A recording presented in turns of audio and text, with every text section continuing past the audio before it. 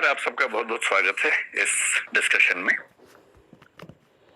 जो चैनल हमने शुरू किया करीब 2 सप्ताह पहले, उसका पर्पस ये है कि जो देश दुनिया के पढ़ाई लिखाई के मुद्दे हैं, जो देश के हर व्यक्ति को समझ में आने चाहिए ताकि हमारे समाज में चर्चाओं का स्तर बेहतर हो सके। तो उसी प्रोसेस में एक चर्चा, बड़ी समकालिक चर्चा है, समकालीन चर्चा है, जिसका विषय है कि जो पॉलीग्राफ टेस्ट है, जो नार्को टेस्ट है, और एक टेस्ट और है ब्रेन मैपिंग, शायद आपने नाम सुना होगा।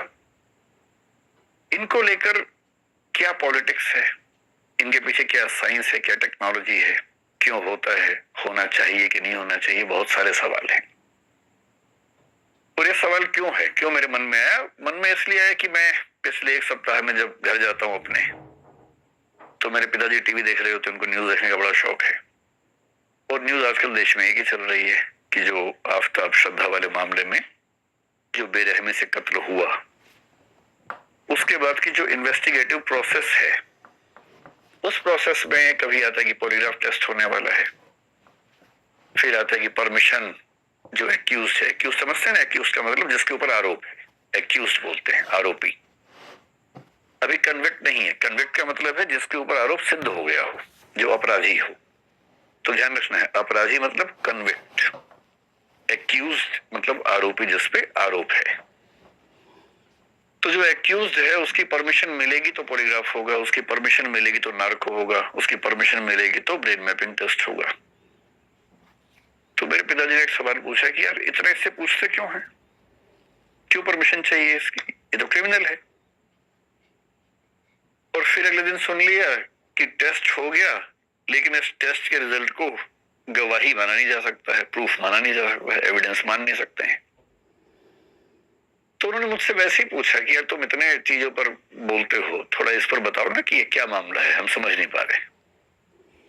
तो मैंने डिसाइड किया कि अगला जो डिस्कशन है इसी विषय पर करते हैं।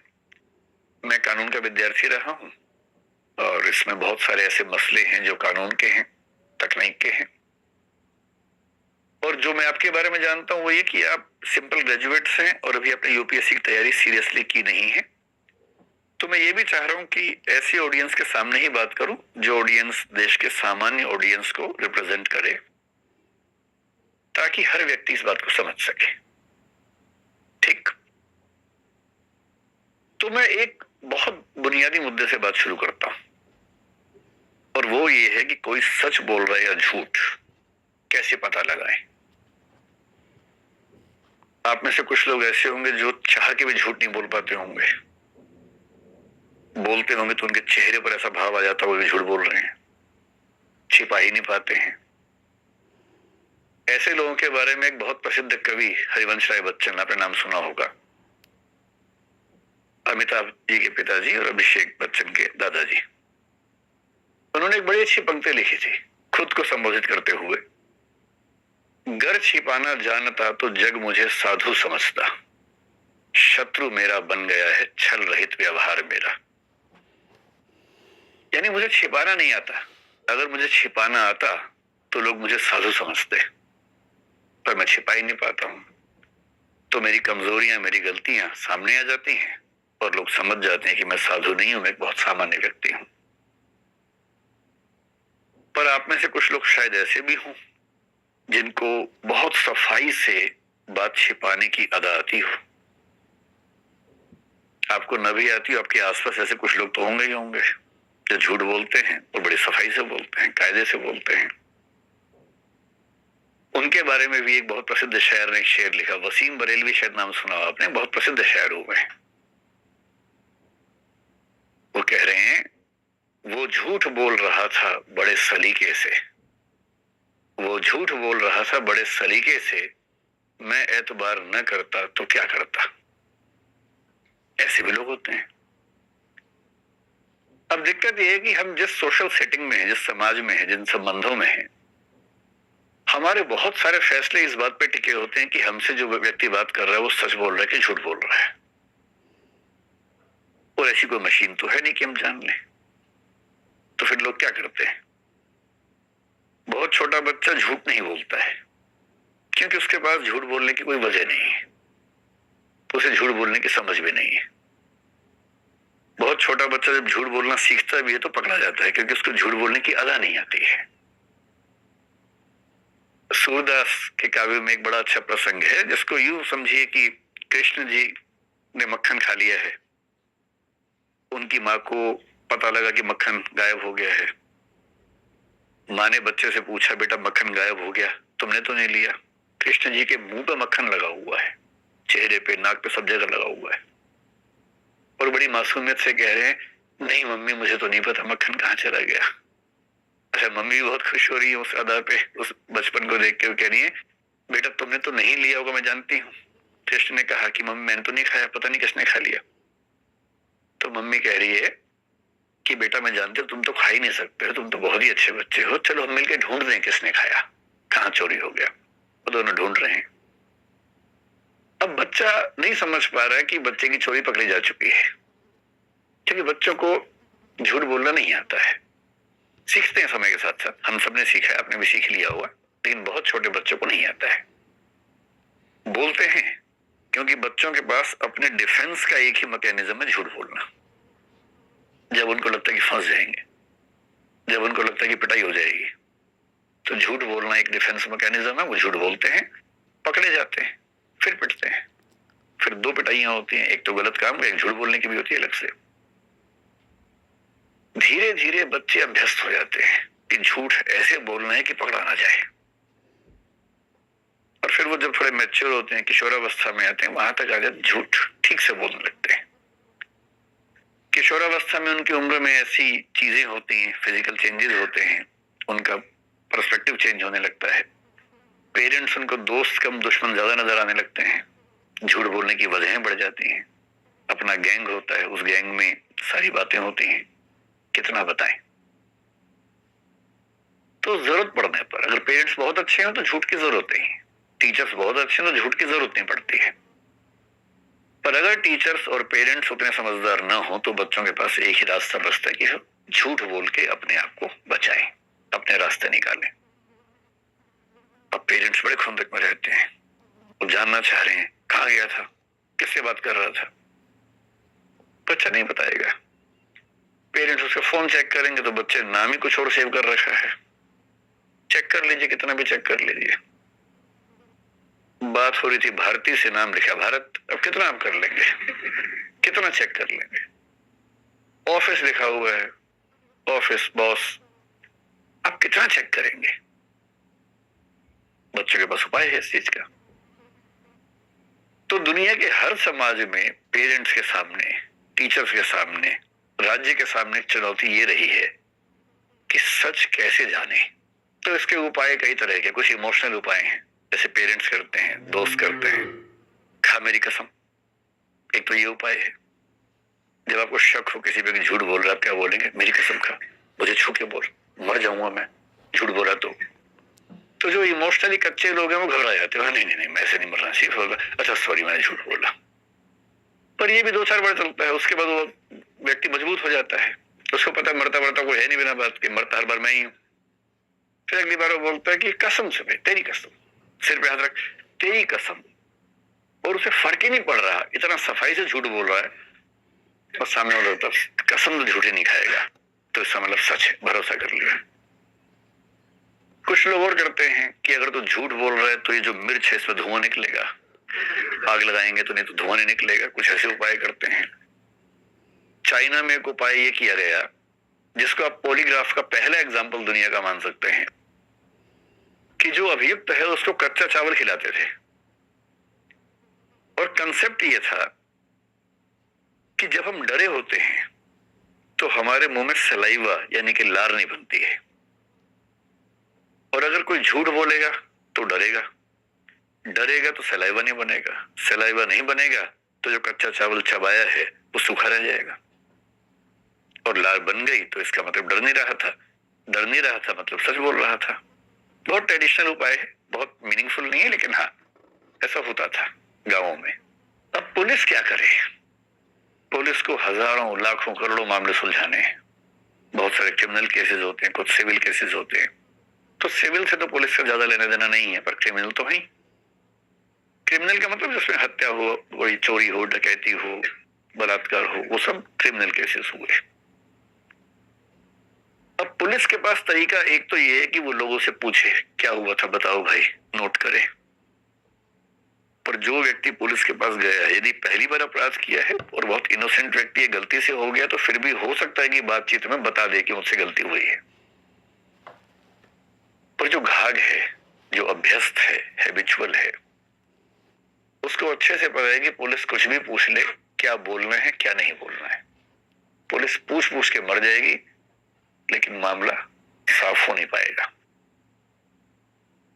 फिर पुलिस क्या करती है, पुलिस अपने तरीके पे आ जाती है, थर्ड डिग्री।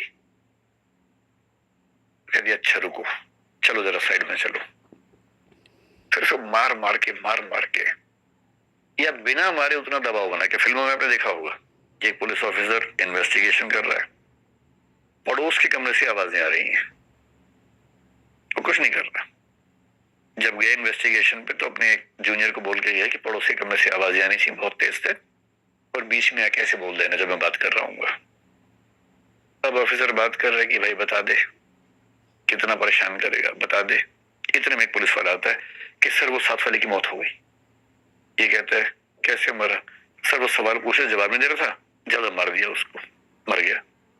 फिर ये कह रहा है कोई बात नहीं, लाश तो सुना दो, किसी को बताना मत। फिर से पूछते हैं हाँ भाई बताएगा? हाथ नहीं लगाया है, टच भी नहीं किया है। फिर इतना सुनने के बाद बड़े बड़े लोग बता देते हैं, कई तो ऐसे भी कि ना भी किया तो भी बता देते हैं कि हाँ मैंने चोरी की थी भाई, 2 महीने जेल में रह लूंगा, कम से कम मरूंगा तो नहीं। तो ये भी खतरा होता है। और ऐसे बहुत जोक्स चलते हैं। एक जोक मैंने सुना था बहुत पहले, था तो भारत के 3 राज्यों के बारे में, तो मैं 3 देश कर देता हूँ। विदेशों के बारे में बोलते ही कोई दिक्कत नहीं है, देश के अंदर बोलना मुश्किल है। तो इमेजिन कीजिए कि जापान, चीन और नॉर्थ कोरिया में कंपटीशन है। एक व्यक्ति गुम हो गया है, उसे ढूंढना है पुलिस को। पहले जापान को चांस मिला, जापान ने 7 दिन लगा दिए। कैसे किया? सारे सैटेलाइट, उसका फोन ट्रैक किया और जो उसकी लोकेशन से वो सब ट्रैक करके फिर पूछताछ करके आखिरकार उसको ढूंढ लिया। करीब 6-7 दिन लग गए। चाइना ने कहा ये कोई तरीका हुआ, हम तो बहुत जल्दी कर देते हैं। फिर चाइना के पास केस गया, उसने 2 दिन में ढूंढ लिया। तो कैसे ढूंढा? जो आदमी गुम हुआ था उससे सारे रिश्तेदारों को उठवा लिया और रिश्तेदारों को बंद करके इतना पीटा कि नहीं बताओगे तो मार देंगे। अंत में किसी ने बता दिया, ढूंढ के ले, 2 दिन में हो गया काम। फिर केस नॉर्थ कोरिया गया, नॉर्थ कोरिया ने 1 घंटे में सॉल्व कर दिया। कैसे किया? तो जो आदमी गुम हुआ था उसका नाम ली था मान लीजिए, तो ली गुम हुआ, कंप्लेंट हुई कि ली गुम हो गया है। ली की फोटो देखी, उसी शक्ल का आदमी ढूंढा एक और, उसको पकड़ा, खूब कस के पीटा, वो बोल तो ली है, बोल तो ली है, और 2 घंटे बोला हाँ मैं ली हूं, और कैमरे के सामने दिखा दिया कि ली पाया गया, किसी शक्ल थोड़ी बदल गई है पर है ली ही, किसी से पूछ लो। बोला हाँ मैं ली हूं, क्योंकि उसको पता, वरना पीटूंगा और ज्यादा। तो इन्वेस्टिगेशन के प्रोसेस में थर्ड डिग्री का मतलब ये होता है कि किसी को मार पीट के या बिना मारे पीटे ऐसा दबाव बना के जिस दबाव को वो झेल ना पाए। कभी कभी ये भी होता है कि पड़ोस की जगह से आवाज ये नहीं आती कि मर गया। फिर क्या होता है, किससे पूछने के, देख भाई बता दे। कह रहे सर मैंने कुछ किया ही नहीं। चल कोई बात नहीं। में एक आदमी आके बोलता है कि सर इनके पेरेंट्स को और बच्चों को उठवा लिया है, क्या करना है? और वो जो सुल्तान नाम का कसाई है उसके पास भेज दिया है, मरवा दें या फिर रखना जिंदा शाम तक। अब ये कह रहा है कि 1 घंटा रुको भी, फिर देखते हैं। ये कह रहे भाई बता दे, नहीं बताएगा। फिर उसको बोलता है यार 1 घंटे में अगर ये बता दे तो ठीक है, वरना पूरा खानदान साफ कर देना। करेगा नहीं, लेकिन उस समय उस व्यक्ति को लगता है कि मैं खत्म, परिवार खत्म। पुलिस को शौक नहीं है ये सब करने का। पुलिस के ऊपर दिक्कत ये है कि इतने केसेस हैं, सॉल्व ना करे तो टीवी चैनल, अखबार पीछे पड़ जाते हैं कि कैसी पुलिस है, कोई काम नहीं करती है। सॉल्व करने के जो वैध तरीके हैं वो उनके लिए बहुत यूजफुल नहीं है, दबाव उनके ऊपर बहुत ज्यादा है।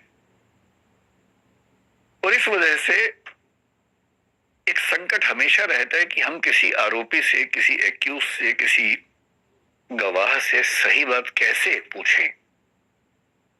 और 20th सेंचुरी में 19th सेंचुरी के अंत से कहना चाहिए कमाल होना शुरू हुआ तकनीक के क्षेत्र में। और ऐसा कमाल हुआ कि अब हम किसी व्यक्ति से सही बात जान सकते हैं इसके बावजूद कि वो बताना नहीं चाह रहा। और ऐसी तकनीकें बहुत सारी हैं। 3 प्रमुख तकनीकें हैं जिन पर आज हम बात करेंगे। उनमें से एक तकनीक का नाम है पॉलीग्राफ, एक का नाम है नार्को एनालिसिस और एक का नाम है ब्रेन मैपिंग। तो पहले थोड़ा समझते हैं कि क्या है, फिर अंत में इस मामले में आएंगे कि इनको कंपल्सरी करना ठीक रहेगा या नहीं रहेगा, इनकी जो एडमिसिबिलिटी है, इनको एविडेंस के तौर पर मानना वो अपने आप में ठीक है या उसमें कुछ खतरे हैं, वो सब बातें उसके बाद समझेंगे। तो 3 तकनीक हैं और इन तकनीकों को अगर हमें समझना हो कि कौन सी तकनीक है,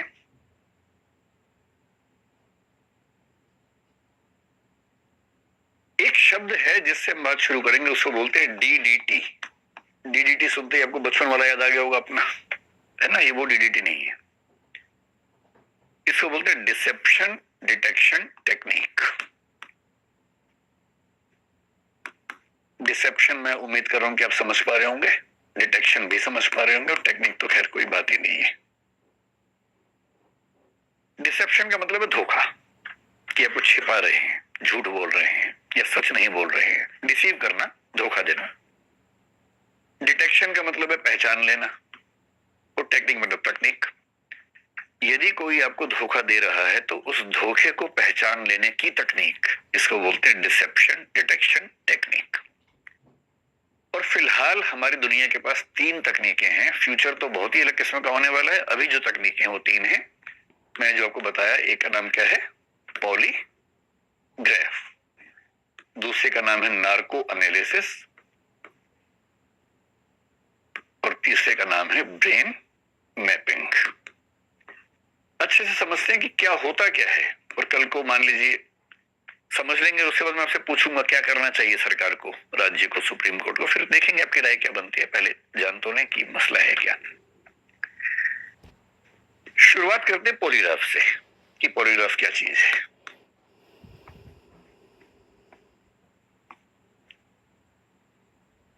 पॉलीग्राफ के लिए एक शब्द आपने और सुना होगा, उसको बोलते हैं लाई डिटेक्शन टेक्निक।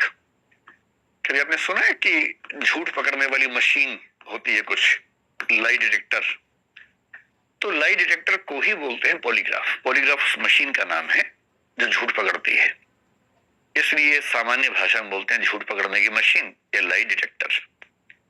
अगर आपको थोड़ा सा और समझना हो इस मामले में तो आप, एक फिल्म 2010 में आई थी हिंदी की ही, उस फिल्म का नाम था राइट या रोंग। आप में से कितने लोगों ने फिल्म देखी है? बस 3 लोगों ने देखी है। चलिए देख लीजिएगा इसी बहाने। ये फिल्म लगभग पूरी तरह से इसी टेस्ट पे बेस्ड है। सनी देओल इसमें एक कैरेक्टर है जिसके ऊपर टेस्ट किया गया और टेस्ट फेल हो गया। ये टेस्ट फेल हो जाता है, कोई बहुत समझदार आदमी टेस्ट को फेल कर देता है। इससे भी मन ना माने तो एक टीवी पे प्रोग्राम आया था कुछ साल पहले जिसका नाम था सच का सामना। ये आपने शायद देखा होगा, आपकी जनरेशन की बात है, 5-7 साल पहले मेरे ख्याल से आया था। राजीव खंडेलवाल एक एक्टर हैं, वो इसको होस्ट करते थे। 2 इसके सीजन्स आए थे, फिर बंद हो गया था। बड़ा खतरनाक प्रोग्राम था। इसमें जो पार्टिसिपेंट थे उन्हें इस मशीन के सामने बैठना होता था और उनसे पर्सनल लाइफ से सवाल पूछते थे। झूठ बोलेंगे तो मशीन बोल देगी झूठ बोल रहा है, सच बोल देंगे तो प्राइस तो मिल जाएगा, रिश्ते टूट जाएंगे उसके बाद। और उनके परिवार के लोग साथ में बैठे होते थे वहां पर। अब सोचिए कि एक पति पार्टिसिपेंट है, पत्नी बहुत खुश होकर आई है कि आज मेरे पति का टेस्ट है, प्राइज मिलेगा, और उसी में एक सवाल ऐसा आ गया। पति ने जवाब दिया बड़ा अच्छा सा, कुछ भी पूछा कि क्या किसी और को पसंद करते हैं आजकल। पति ने कहा नहीं, तो मशीन बोली झूठ बोल रहा है। अब उसके बाद क्या बचा? प्राइज मिल भी गया तो घर तो जा नहीं पाएगा पैसे लेके, पिटाई तो होगी उसके बाद।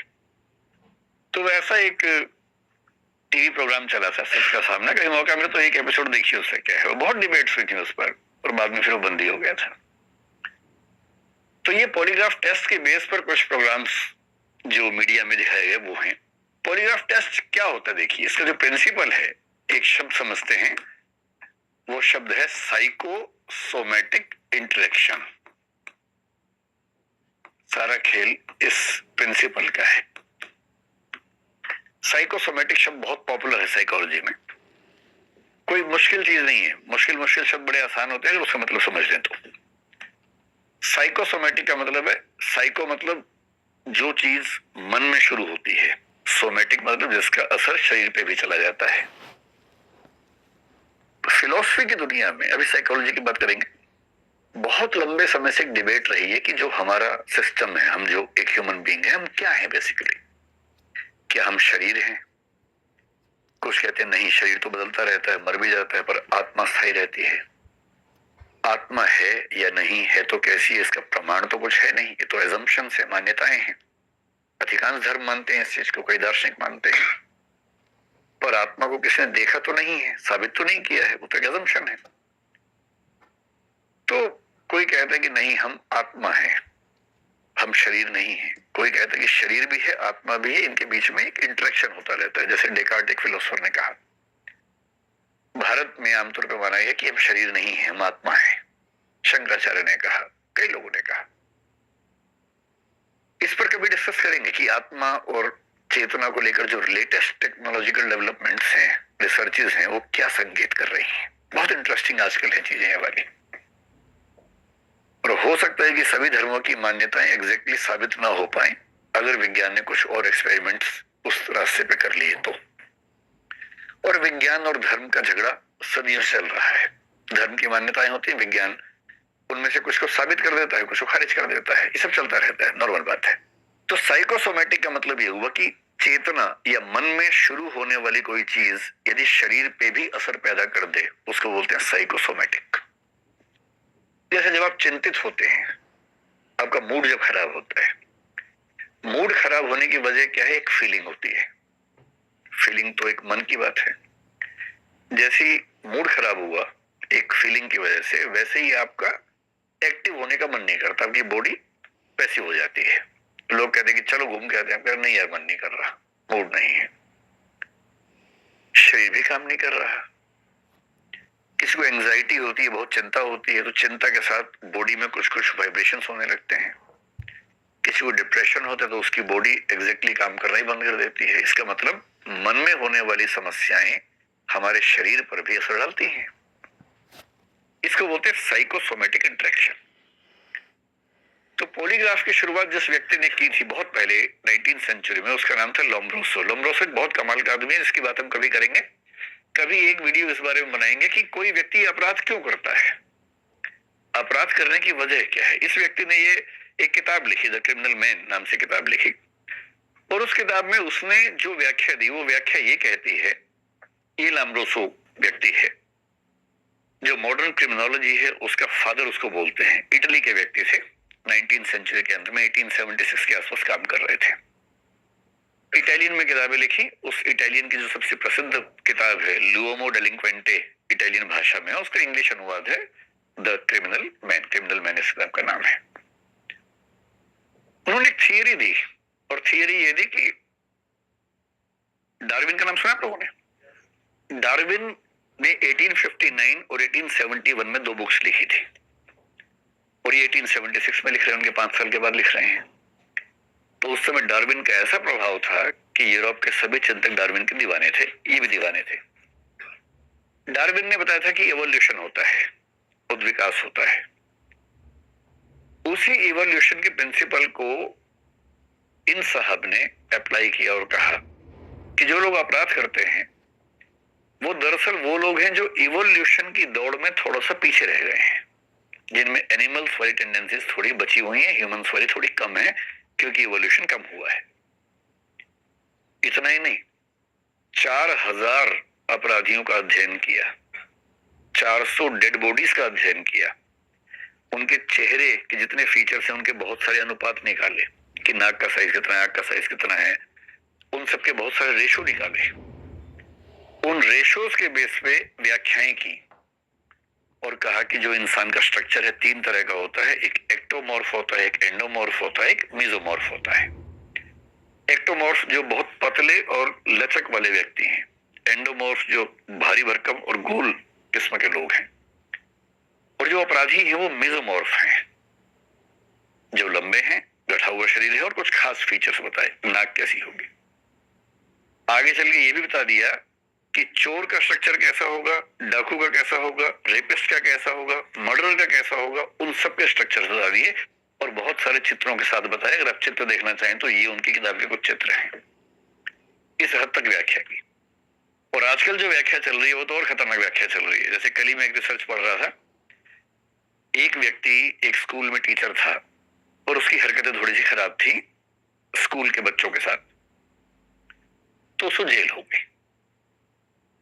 उसके घर में एक गोद ली हुई बेटी भी थी, तो वो भी चिंता थी सरकार को। जैसे जेल गया तो उसकी तबीयत खराब हुई, चेकअप हुआ, एमआरआई हुआ और पता लगा कि उसके ब्रेन में एक नस है जो दबी हुई है और वो प्रेस हो रही है लगातार। छोटी सर्जरी हुई, वो नस ठीक कर दी गई और जैसे ही ठीक किया उसका आपराधिक व्यवहार खत्म हो गया, एकदम नॉर्मल ह्यूमन बीइंग हो गया एकदम, हर जगह ठीक से। उसको याद भी नहीं कि वो क्या करता था। सरकार ने स्टडी की और फिर उसको छोड़ दिया कि इसमें कोई खतरा नहीं है। वो अपने घर पे रहने लगा, काम करने लगा, एकदम ठीक हो गया।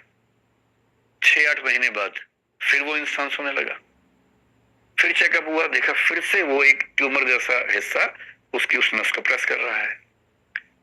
और तब एक व्याख्या ये आने लगी, कहीं ऐसा तो नहीं कि हम अपराध इसलिए करते हैं क्योंकि हमारे ब्रेन में कुछ डिस्फंक्शन हो गया है, और यदि ब्रेन में डिस्फंक्शन है तो वो बेचारा कहाँ जिम्मेदार हुआ? वो तो उसके ब्रेन की जो एनोमली है वो जिम्मेदार हो गई। बड़ी व्याख्याएं हैं। कोई बोलता है सोशल रीजन से अपराध है, कोई बोलता है इकोनॉमिक रीजन से, जैसे मार्क्सिस्ट लोग बोलते हैं आर्थिक वजह होती है अपराध के पीछे। कुछ लोग मानते हैं कि नहीं, व्यक्ति अपनी चेतना से अपराध करता है, वो जिम्मेदार होता है क्योंकि उसके पास एक फ्रीडम ऑफ कॉन्शियंस होती है, या जिसको आप एक शब्द सुना होगा, संकल्प स्वतंत्र होता है, फ्रीडम ऑफ विल होती है। ये बहुत डिबेट्स है, इन पर कभी और बात करेंगे विस्तार में।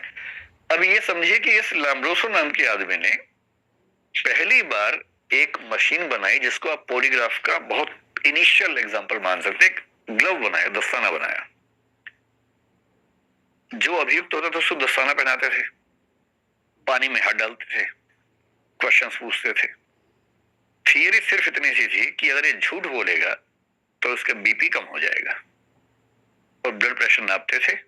बहुत ऑथेंटिक नहीं था, लेकिन पहला प्रयास उस व्यक्ति ने किया। उसके बाद 1915 में अमेरिका में एक व्यक्ति थे मार्स्टन नाम के, उन्होंने प्रयास किया। फिर 1921 में एक लार्सन नाम के आदमी अमेरिका में पुलिस के थे, उन्होंने बहुत प्रयास किया। और करते करते बहुत डेवलप करने के बाद आज जो पॉलीग्राफ होता है, आज के पॉलीग्राफ में 3-4 चीजें हम लेके चलते हैं। ये पॉलीग्राफ हो रहा है एक महिला का। मेन प्रिंसिपल क्या है? Psychosomatic interaction. हम पूछेंगे सवाल, और बुनियादी प्रिंसिपल है कि जब हम झूठ बोलते हैं हम थोड़े से अनईजी होते हैं, थोड़ा घबराते हैं, बेचैन होते हैं। सच बोलना सबसे बढ़िया होता है। सच बोलने में आपको याद नहीं रखना पड़ता क्या बोला, कहां बोला है। झूठ बोलने वाले की मेमोरी बहुत शार्प होनी चाहिए, वरना आप 50 झूठ बोलेंगे, 51वीं जगह कॉन्ट्रडिक्शन कर देंगे, वैसे फंस जाएंगे। झूठ बोलना बड़ा मुश्किल और बड़ा गलत काम हो जाता है।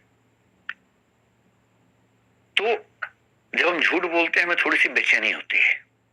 तो बेचैनी से क्या क्या होगा? हमारा बीपी बढ़ेगा, हमारी जो सांस की गति है, रेस्पिरेशन है, वो बढ़ेगा। फिर ये भी हो सकता है कि उस समय हमें पसीना ज्यादा आने लगे, स्वेटिंग होने लगे। यहां तक हो सकता है कि जो हमारी स्किन है, स्किन पे जो इलेक्ट्रिकल एक्टिविटी है, उसकी जो प्रवृत्ति है, हमारा पूरा शरीर इलेक्ट्रिकल एक्टिविटी से चलता है, इसको हम आगे समझेंगे भी थोड़ा सा, वो चेंज हो सकती है। आप आंख से आंख मिला के बात नहीं कर पाते हैं झूठ बोलते हुए, इसलिए जो आम लोग करते हैं वो आई कांटेक्ट से समझते हैं कि सच है कि झूठ है, चेहरे के भाव से समझते हैं। फिर आप सच बोल रहे हैं पर आराम से बात करेंगे। झूठ बोलते हुए आपका बॉडी मूवमेंट कुछ कुछ होने लगेगा क्योंकि आप असहज हैं उस समय। इन सारे प्रिंसिपल्स को मिला के ये तय किया गया कि हम 3-4 एक्टिविटीज को जज करके समझ सकते हैं कि आदमी झूठ बोल रहा है कि सच बोल रहा है। ये जो मशीन है इसमें क्या क्या है, इसमें आप देखेंगे कि एक तो अगर आप ध्यान से देख पाए, यहाँ इसकी 2 उंगलियों में कुछ लगा हुआ है। ये जो उंगलियों में है इसको बोलते हैं इलेक्ट्रोड।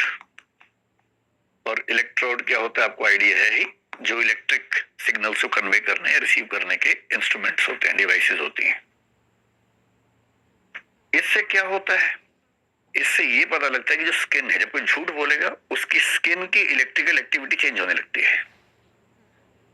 तो इससे ये पता लगता रहता है कि इसकी स्किन की इलेक्ट्रिकल एक्टिविटी अब कैसी है, पिछले सवाल में कैसी थी, अगले सवाल में कैसी हुई, उसको हम नोट करते हैं। ये जो टेप इसके पेट पर बंधी है इसको बोलते हैं न्यूमोनिक टेप या न्यूमोनिक ट्यूब कहते हैं। न्यूमोनिक ट्यूब का काम ये होता है, न्यूमोनिक में पी होता है शुरू में, क्यों होता है मुझे आज तक नहीं समझ में आया, लेकिन होता है। न्यूमोनिक ट्यूब ये बंधी है पेट पर और छाती पे। इसका पर्पस है ये देखना, सवाल पूछे जाते हैं इस टेस्ट में, हर सवाल का जवाब देते समय सांस की गति कम हुई कि ज्यादा हुई, ये स्टेप से पता लगता है। और ये सारे इनपुट्स कहाँ जा रहे हैं, कंप्यूटर में, वहां चल रहा है साथ साथ। तीसरी चीज इस टेस्ट में होती है जो आप देखेंगे ये वहां पे, इसको बोलते हैं बीपी कफ। आपने देखा होगा जब किसी का बीपी लेते हैं यहाँ पर एक बांधते हैं कफ, है ना। इससे ये भी देखते हैं कि हर सवाल के जवाब में बीपी बढ़ा या कम हुआ। और चौथा जो एक कुर्सी है वो सामान्य कुर्सी नहीं होती है, ये कुर्सी इस व्यक्ति का वजन बीच में है कि साइड में है कि आगे है कि पीछे है, कितनी मूवमेंट हो रही है किस सवाल में, वो चेक करती है। तो जो चेयर है ये चेयर भी स्पेसिफिकली डिजाइंड चेयर होती है। अब क्या होता है कि इस व्यक्ति को बुला लिया, पहले इसको पता होता है कि टेस्ट हो रहा है, उसकी परमिशन से ही टेस्ट होता है, ऐसे नहीं होता है हमारे देश में। फिर पहले प्री टेस्ट होता है इंटरव्यू। जो व्यक्ति टेस्ट करेगा, जो एक मनोविज्ञान की समझ रखता है, अपराध विज्ञान की समझ रखता है, क्वेश्चनियर बनती है, प्रश्नावली बनती है। पहले उसको बताते हैं कि देखो भाई ये टेस्ट आपने अपनी मर्जी से दिया है, तनाव की बात नहीं है, कुछ सवाल पूछेंगे, डरना भरना एकदम नहीं है, ये मशीन कोई कर नहीं लगेगा, सिंपल सी बात है कि ये एनालाइज करेंगे कि आप कितना सच बोल रहे हैं। उसको एट ईज ले आते हैं कि तनाव ना हो उसको। फिर जब टेस्ट शुरू होता है कुछ ऐसे सवाल पूछ लेते हैं अजीब अजीब से, आलू का रेट क्या चल रहा है आजकल, कुछ भी ऐसे, ताकि उन सवालों से उसको ये समझ में आए कि एक सामान्य सवाल पे उसकी ये सब रेट्स क्या चलती रहती है, या उसके घर के बारे में, परिवार के बारे में कुछ सामान्य सवाल पूछ लेते हैं। बीच बीच में वो सवाल आते हैं और देखते हैं कि सामान्य सवाल में सारे रेट्स क्या थी, उस सवाल में रेट्स क्या हुई, और फिर उस व्यक्ति के हिसाब से, क्योंकि क्या होता है ना, कुछ बहुत मासूम लोग हैं। अब जैसे आप में से किसी को कोई बिठा दे यहाँ पर, आप कितना भी सच बोलेंगे, इसी घबराहट में ये मशीन के सारे पैरामीटर बढ़ जाएंगे कि पता नहीं क्या होने वाला है मेरे साथ। जो मासूम व्यक्ति होते हैं उनका तो हर जवाब हाई पर रहता है, उस समय घबरा जाते हैं। कुछ है सुपर घाट टाइप के लोग, उन्हें मशीन लगा ऐसे बैठे हो, वो कह रहे कि देखिए डरने की बात नहीं है, कि मैं डर ही नहीं रहा, तुम क्यों डर रहे हो, पूछो सवाल। उन्हें फर्क ही नहीं पड़ रहा। इतना अच्छा झूठ बोलते हैं, इतना सलीके से, मैं एतबार न करता तो क्या करता, उस वाले भाव से। तो ऐसा हो सकता है कोई आदमी झूठ बोल रहा हो लेकिन इतने कॉन्फिडेंस से कि ना हिल रहा है, ना हार्ट बीट्स बढ़ रही है उसकी, ना स्किन का करंट चेंज हो रहा है, ना श्वसन की गति बदल रही है, कुछ नहीं हो रहा उसको। और जो बेचारा मासूम से सब कुछ बढ़ गया अचानक डर के मारे, ये खतरा तो होता ही है इसमें। तो करते क्या है, शुरू में ना हर व्यक्ति का एक नॉर्मल लेवल जज करते हैं कि किसी का नॉर्मल लेवल 0 हो सकता है, किसी का 4 हो सकता है। वो शुरू 4 से कर रहा है, जो मासूम सा आदमी है हर चीज में 4 लेवल ऊपर बढ़ा हुआ है, तो उसका नॉर्मल 4 मान लेंगे। वहां से काउंट करना शुरू करते हैं, गैप कितना आया, कि वो सच बोलेगा तो भी तनाव के 4थे बिंदु पे है, झूठ में तनाव के 8वें बिंदु पे होगा। और जो घाघ आदमी है सच बोलते हुए 0 पे है, झूठ पे 0.5 पे गया सिर्फ। तो ऐसे एक अमाउंट फिक्स करते हैं, मात्रा फिक्स करते हैं उस व्यक्ति के अनुसार, और हर क्वेश्चन के साथ नोट करते हैं सारी वैल्यूज, और उसकी टोटल वैल्यू क्या निकलेगी उसके बेस पे तय होता है कि सच की वैल्यू यहां से यहां तक मानेंगे, यहां से यहां तक बोलेंगे झूठ है, और बीच की एक वैल्यू होती है जो कैन नोट से या तय नहीं हो पा रहा। इस तरह से टेस्ट होता है। अब ये टेस्ट आपने अगर देखा हो तो उसके बहुत फेमस एग्जांपल्स, मैंने आपको 2 फिल्मों का या सीरियल का एग्जांपल दिया, वो इसके एग्जांपल्स हैं। कुछ लोग पूछते हैं कि ये टेस्ट अपने आप में प्रामाणिक है या नहीं है, इससे कुछ तय हो पाता है या नहीं, कितना वैलिड है। तो दो बातें हैं। एक अमेरिकन जो इंटेलिजेंस एजेंसी है उसके एक प्रमुख ने कुछ साल पहले बयान दिया, उन्होंने कहा कि टेस्ट एकदम बेकार है। अमेरिकन के लिए तो काम करता है, बाकी लोगों के लिए काम नहीं करता, क्योंकि उसको ये भरोसा है कि अमेरिका के लोग सच्चे होते हैं, बाकी लोग झूठे होते हैं। उससे कहा हमने कई ईस्ट यूरोपियन लोगों को देखा जो इस मशीन को आराम से धोखा दे सकते हैं। हाँ, अमेरिकन आमतौर पर फंस जाते हैं। फिर बोला जो एशियंस हैं वो भी इसको धोखा दे सकते हैं आराम से। कल्चर की बात है, जिस कल्चर में सच बोलने पर बहुत जोर दिया जाएगा वहां के लोग झूठ बोलते हुए थोड़ा परेशान होते हैं। लेकिन यदि किसी कल्चर में झूठ को बुरा नहीं माना जाता तो वहां के लोग झूठ को लेकर सहज होते हैं और सहज हैं, घबरा नहीं रहे हैं, तो उनके सारे पैरामीटर चेंज ही नहीं होते, तो फिर कैसे पकड़ेंगे। और यही चीज दिखाई गई है उस फिल्म में, जिस फिल्म का नाम मैंने बताया राइट या रॉन्ग। सनी देओल है। सनी देओल की पत्नी का अफेयर किसी से चल रहा था और उसे गुस्सा आ गया और उसने पत्नी और उस व्यक्ति का कत्ल कर दिया। अगर मैं ठीक याद कर पा रहा हूं, मैंने फिल्म देखी है तो मुझे ध्यान है कि ऐसा ही हुआ था। अब उसका एक और ऑफिसर, वही ये भी पुलिस में काम करता है, तो वही पुलिस में है, इसका दोस्त भी है, बाद में वो कॉम्पिटिटर हो गया है, इरफान खान। उसे जिम्मेदारी मिली जांच करने की और इरफान खान पॉलीग्राफ टेस्ट करता है उसका। अब पॉलीग्राफ में पकड़े जाने का पूरा खतरा है। और फिल्म की थीम क्या है कि वो इतना समझदार है सनी देओल, जितने क्वेश्चंस पूछे हैं ना उसकी हार्ट बीट चेंज हो रही, ना कुछ चेंज हो रहा है। और जहां जहां बढ़ने से साबित होगा कि ये सच बोलता है आदमी, वहां बढ़ रही है। जहां साबित होगा कि झूठ बोल रहा है वहां ही बढ़ रही है। और उसने अपनी भावनाओं पर इतना कंट्रोल किया हुआ है कि टेस्ट का वही रिजल्ट आएगा जो ये चाहता है कि आए। और अंत में टेस्ट का रिजल्ट ये है कि ये बेकसूर है, उसे बरी कर देते हैं। और जब वो बरी करके जाता है, फ्लाइट लेता है भारत से बाहर की, और एक पर्ची छोड़ के जाता है अपने दोस्त के लिए, वही जो इन्वेस्टिगेशन ऑफिसर है इरफान खान। और पर्ची में लिखा हुआ है तुम्हारे आरोप सही थे पर तुम साबित कर नहीं सकते। ये है पॉलीग्राफ की असलियत। कुछ दावा नहीं कर सकते। आपको लगता होगा कि ये प्रयोग होना चाहिए ताकि अपराधी पकड़े जाए, लेकिन इसका ये भी समझना है कि जब हम किसी अपराधी पर इसको लागू करेंगे, आरोपी पर, तो हमें समझना पड़ेगा इसके पीछे के कानून के प्रिंसिपल्स क्या हैं। इसकी बात अभी हम थोड़ी देर में करेंगे। अच्छा, एक बात बताइए, अगर पॉलीग्राफ की मशीन नॉर्मली अवेलेबल हो जाए और पेरेंट्स घर पे ले आए और रोज रात को बच्चों पे लगा दी मशीन, किसके पास गए थे?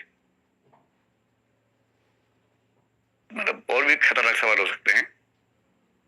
आप चाहेंगे कि ऐसा हो? पॉलीग्राफ की मशीन भारत के हर पेरेंट को, हर टीचर को मिल जाए? नहीं चाहेंगे ना?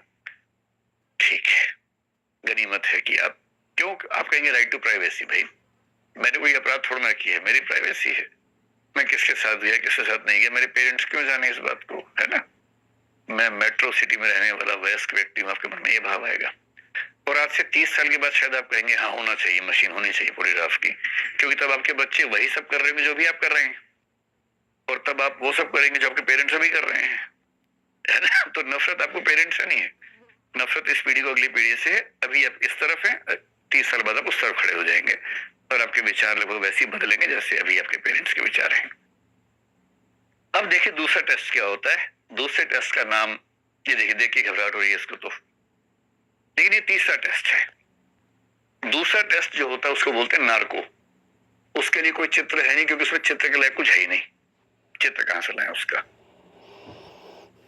नार्को थोड़ा सा रिस्की टेस्ट है और इसमें क्या होता है, एक दवाई होती है जिसको बोलते हैं सोडियम पेंटोथल। इसका नाम सुना है आपने कभी? सुना है? सुना है तो अच्छी बात है, नहीं तो अब सुन लीजिए। एनेस्थीसिया समझते हैं क्या होता है? हाँ, तो बस समझ लीजिए, सोडियम पेंटोथल वो दवाई है जिसका प्रयोग एनेस्थीसिया के लिए आमतौर पर किया जाता है। एनेस्थीसिया का मतलब है जब किसी को ऑपरेट करते हैं, सर्जरी करते हैं, उसको बेहोश करना होता है या उसे शरीर के कुछ हिस्से को बेहोश करना होता है ताकि पेन उसको महसूस ना हो, तो वो दवाई देके उसको बेहोश कर देते हैं।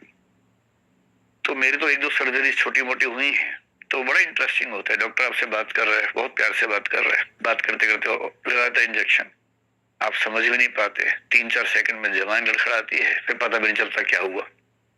फिर 5 घंटे बाद जब होश आता है तब दर्द होता है पूरे शरीर में, फिर आदमी उछलने कूदने लगता है, बहुत दर्द हो रहा है, लेकिन सर्जरी में पता भी नहीं चलता है।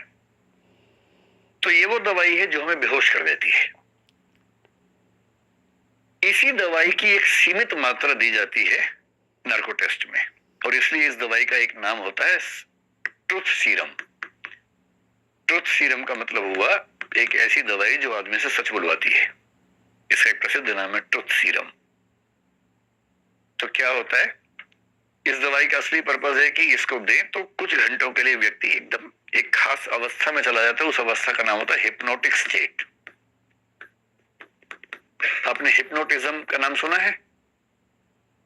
हिप्नोटिज्म में हम जिस स्टेज में जाते हैं उसका नाम है हिप्नोटिक स्टेट। आप सम्मोहित हैं, किसी ने आपको सम्मोहित कर लिया, और सम्मोहन कई लोग सच में करते हैं, उसके पीछे एक पूरी न्यूरोसाइंस काम करती है। पैरासाइकोलॉजी में आजकल खूब स्टडीज इस पे होती हैं, कभी वो भी डिस्कस करेंगे। जब कोई हिप्नोटिक स्टेट में होता है या हिप्नोटाइज हो गया होता है, इसका मतलब ये जो दवाई से हुआ, और भी तरीके हो सकते हैं। इस समय क्या होता है, एक सिडेटिव स्टेट कहते हैं, वो भी इसी का नाम है। तो इनमें से कोई भी शब्द आप पढ़े, इसका कोई मतलब। इसमें होता क्या है, आप सोए नहीं हैं, आप जाग रहे हैं, हल्की हल्की चेतना है, बीच में नींद आ जाती है, फिर कोई थप्पड़ मार के उठा देगा तो उड़ जाएंगे, ये चलता रहता है। इस समय आपकी basic intelligence, basic response system काम कर रहा है। किसी ने आपसे क्वेश्चन पूछा, आप उसका आंसर दे पा रहे हैं, कोई दिक्कत नहीं। हाँ, ये है कि पूरा सेंटेंस नहीं बोल पा रहे, थोड़ा सा बोलते सो जाते हैं, फिर उठाया, फिर अब थोड़ा सा बोला, ये सब चलता रहता है। आपकी मेमोरी काम कर रही है, उसमें कहीं कोई दिक्कत नहीं है, आप क्वेश्चन आंसर कर पा रहे हैं, मेमोरी कर पा रहे हैं, ठीक है वहां तक। लेकिन जो एक चीज होती है इमेजिनेशन, एक चीज होती है क्रिएटिविटी, एक चीज होती है एनालिसिस या एनालिटिकल एबिलिटी, ये आपकी उस समय गायब हो जाती है। आप कुछ इमेजिन नहीं कर सकते, कुछ नया नहीं सोच सकते, ये नहीं सोच सकते कि इस सवाल का जवाब देने से मुझ पर क्या असर पड़ेगा, एनालाइज नहीं कर पाएंगे।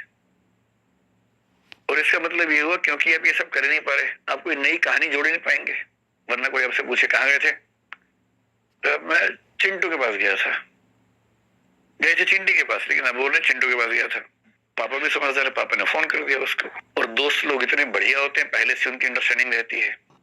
जैसे फोन आया एक्स के पापा का चिंटू के पास कि बेटा तुम्हारे पास आया था, बोला हाँ अंकल अभी तो गया, अभी 1 मिनट पहले गया अभी। क्योंकि उसको पता है जब भी अंकल का फोन है ही बोलना है। एक तो जोक चल रहा था कि एक बच्चा घर पे नहीं है, तो पेरेंट्स ने 10 दोस्तों को फोन किया, उनमें से 8 ने कहा अभी भी गया है, दूर दूर रहते थे, अभी भी गया है। एक ने कहा अंकल बाथरूम में भी आ रहा है, और एक तो आवाज बदल के बोला मैं ही तो बोल रहा हूँ पापा, जबकि वो घर में था बच्चा। दोस्त तो पार्टनर्स इन क्राइम है ना, वो तो हिस्सेदार हैं, उनकी गवाही की क्या वैल्यू है।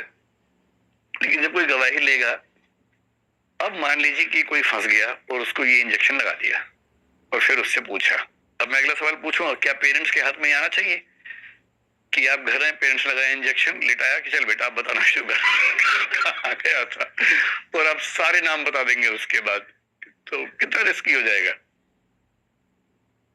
तो आप इमेजिन नहीं कर सकते। सामान्य स्थिति में क्या होता है, पापा ने कुछ पूछा, बेटा पैसे दिए थे इतने कहाँ चले गए, आपको सोचा नहीं था पहले आपने सवाल आएगा।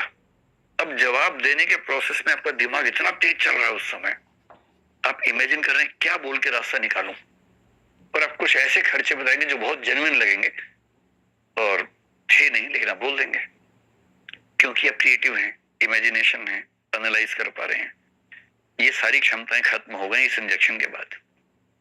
और अभी व्यक्ति लेटा हुआ है, इससे बातचीत चल रही है, इससे पूछ रहे हैं अब बताओ चाकू कहाँ छुपाया था, अब बताओ फ्रिज में क्या क्या रखा था, अब बताओ अंगूठी किसको दी थी, इस तरह के। और कभी कभी हाँ या ना वाले सवाल जवाब उस तरह से होता है। ये बहुत ही ऑथेंटिक किस्म का टेस्ट होता है।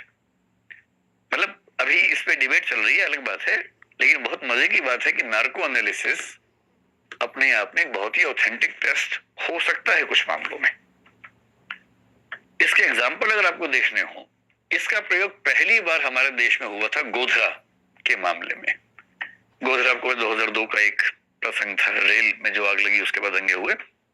तो जो रेल में आग लगी जिन लोगों पे आरोप था उनका नार्को टेस्ट हुआ। उसके बाद कई मामलों में हुआ। आपने एक मामला सुना होगा, आरुषि हत्याकांड, तलवार फिल्म 2015 में आई है, देखिए तो बढ़िया, नहीं तो देखिए उसमें नार्को टेस्ट पूरा होता हुआ दिखाया हुआ है। वो नार्को टेस्ट है जो आरुषि के फादर के 3 स्टाफ मेंबर्स पे हुआ था, जिनमें सबसे फेमस टेस्ट हुआ था कृष्णा का। और उसकी जो रिपोर्ट, उसकी जो वीडियोग्राफी थी वो लीक भी हो गई थी, लीक हो गई थी या क्या जैसे भी हुआ, मतलब वो लीक हो गई थी और बहुत लोगों ने देखा। उसी की वजह से फिल्म बनी तलवार। तलवार नाम की फिल्म है जो विदेशों में गिल्टी नाम से आई थी, यहाँ तलवार नाम से आई थी। उसे पूरा नार्को टेस्ट का प्रोसेस बताया हुआ कैसे कैसे होता है। नार्को टेस्ट से बचना लगभग नामुमकिन है, क्योंकि आप पॉलीग्राफ में ये कर सकते हैं कि इमोशंस को कंट्रोल कर लिया, इसमें तो कुछ है ही नहीं आपके कंट्रोल में, इसमें कैसे कंट्रोल करेंगे। इसके जो सबसे सक्सेसफुल नमूना है, आपने तेलगी का मामला सुना है कभी?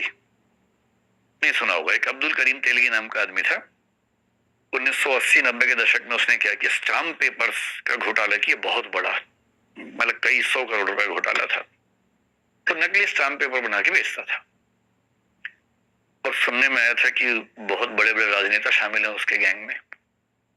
अरेस्ट हुआ तो फिर उसकी मृत्यु हो गई। नार्को टेस्ट हुआ और मजे की बात है, नार्को टेस्ट में उसने 2 बड़े नेताओं के नाम बोल दिए। बेहोश था, कंट्रोल नहीं कर पाया। क्वेश्चन पूछा कि कौन लोग तुम्हारे साथ शामिल थे, कौन नेता शामिल थे, नाम बोल दिए ये और ये, और दोनों बड़े नेता। अब मैं नाम बोलूंगा नहीं क्योंकि अंत में साबित हुआ नहीं वो चीज। अब पूरे देश में तूफान मच गया, इस पे नहीं कि नेताओं ने ऐसा क्यों किया, इस पे कि टेस्ट क्यों हुआ। ऐसा टेस्ट नहीं होना चाहिए जिससे नेता फंसते हैं, क्यों होना चाहिए टेस्ट ऐसा। इतना तूफान मचा, लेकिन सजा इसलिए नहीं हुई क्योंकि नार्को टेस्ट में कही गई बातें एविडेंस के तौर पर एडमिसिबल नहीं होती हैं। क्यों नहीं होती आगे समझेंगे थोड़ा सा। लेकिन वो बात पूरे देश को पता लग गई, किस किस का नाम है सबको पता लग गया। अब आप घर जाके सर्च करेंगे कौन कौन था, है ना, कर लीजिए। इस केस का सबसे अच्छा, इस तकनीक का सबसे अच्छा प्रयोग एक और हुआ। कसाब का नाम जानते हैं?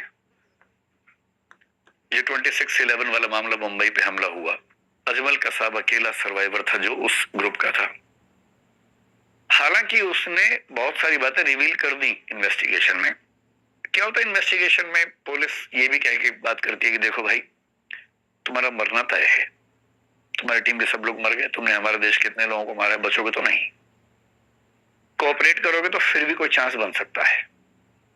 तो लोग इस उम्मीद में कि शायद कोऑपरेट करने से चांस बने, लोग रिवील कर देते हैं। तो जो मैंने पढ़ा उस केस के बारे में, ज्यादा बातें उसने रिवील कर दी थी। उसके बाद भी उसका नार्को टेस्ट किया गया था। इसलिए किया गया था कि शायद कोई इंटरनेशनल लिंक्स पता लगे, पाकिस्तान की सेना हो सकती है, आईएसआई का मामला हो सकता है, लश्कर कैसे काम करता है पता लगेगा, तो कर लेते हैं। और ऐसा दावा किया जाता है कि उसे बहुत क्रूशियल इंफॉर्मेशन मिली, बहुत सारी बातें उनकी तस्दीक हो गई कि जो उसने कहा था वो ठीक कहा था, और बहुत सारी बातें और जानकारियां मिली हमें, उसकी ये वैल्यू है। तो ये सारे ऐसे केसेस हैं जिसमें नार्को टेस्ट हुआ, और नार्को टेस्ट की वैलिडिटी को लेकर जनरल परसेप्शन ये है कि नार्को से बचना नामुमकिन है, बशर्ते क्वेश्चनेयर ठीक बनाया गया हो, क्वेश्चंस पूछने वाला सही व्यक्ति हो, जो आंसर्स हैं उन आंसर्स के बेस पर रिपोर्ट बनाने वाला व्यक्ति समझदार हो। तो नार्को टेस्ट से बचना बहुत मुश्किल काम है, ये इसके बारे में एक सामान्य राय है। इस केस में नार्को भी हो चुका है, लेकिन नार्को को लेकर एक दिक्कत की बात है कि रिस्की है थोड़ा सा। वैसे तो एनेस्थीसिया से बहुत कम लिया जाता है, उसमें जान का खतरा नहीं होता है, लेकिन एक प्रिजम्पशन है कि हर व्यक्ति के शरीर की एनेस्थीसिया को झेलने की ताकत अलग अलग होती है। डॉक्टर पूरी स्टडी करते हैं पहले। आप कभी किसी की सर्जरी होगी ना, तो उस सर्जरी से पहले जो एनेस्थीसिया के एक्सपर्ट्स होते हैं वो उस पूरे व्यक्ति को स्टडी करते हैं ठीक से कि उसके लिए कितनी डोज ठीक होगी। बहुत ध्यान रखना पड़ता है सर्जरी के दौरान। कम दी और पता लगा ऑपरेशन बीच में उठ के बैठ गया और अभी काट ही रहे थे उसका हाथ पैर, तब भी दिक्कत है। ज्यादा दी, पता लगा उठा ही नहीं कभी, ये भी खतरा होता है कि ज्यादा डोज मिली तो मर जाता है आदमी। तो बहुत माइन्यूट लेवल पे डोज को चेक करना पड़ता है उसमें, और इसमें उससे कम देना होता है, केवल सवाल पूछने। तो चिंता होती है कि अगर डोज कम रह गई तो हो सकता है कि वो होशो हवास में जवाब दे रहा हो और हमें लग रहा हो कि बेहोश है। ज्यादा दी तो हो सकता है कि वो परमानेंटली किसी ऐसी अवस्था में कोमा में चला जाए, ये भी खतरा होता है। तो रिस्क फैक्टर को लेकर थोड़ा सा डर लगता है इस चीज को लेकर, लेकिन वैसे इसकी ऑथेंटिसिटी बहुत अच्छी है। अब ये जो आप देख रहे हैं ना, देख के लग रहा है बड़ा खतरनाक मामला है। ये टेस्ट नंबर 3 है, जिसको बोलते हैं ब्रेन मैपिंग। मेरे ख्याल से सबसे अच्छी तकनीक ये वाली है, और मेरा ख्याल है कि कुछ केसेस के मामले में इसको हमें वैलिडेट करना चाहिए समय के साथ। अभी ना भी करें, जब सही समय है तब कर देना चाहिए। भारत दुनिया का वो देश है जिसने दुनिया के इतिहास में पहली बार इस टेस्ट के बेस पे एक व्यक्ति को उम्र कैद दी थी 2008 में। हालांकि बाद में वो कैंसिल हो गया। समझिए क्या टेस्ट है। देखिए, अगर मैं कहूं कि ब्रेन मैपिंग है तो एक बेसिक कंसेप्ट समझ लीजिए। आपने 2 शब्द सुने होंगे, एक ईसीजी सुना होगा और एक ईईजी सुना होगा। सुना है, स्कूल कॉलेज में पढ़ाई होगा। ईसीजी की फुल फॉर्म क्या है? इलेक्ट्रोकार्डियोग्राफ। और ईईजी होता है इलेक्ट्रोइनसेफेलोग्राफ। सेफल ये शब्द जहां भी ऐसा मतलब दिमाग की बात चल रही है, कार्डियो शब्द जहां भी ऐसा मतलब दिल की बात चल रही है। ठीक है,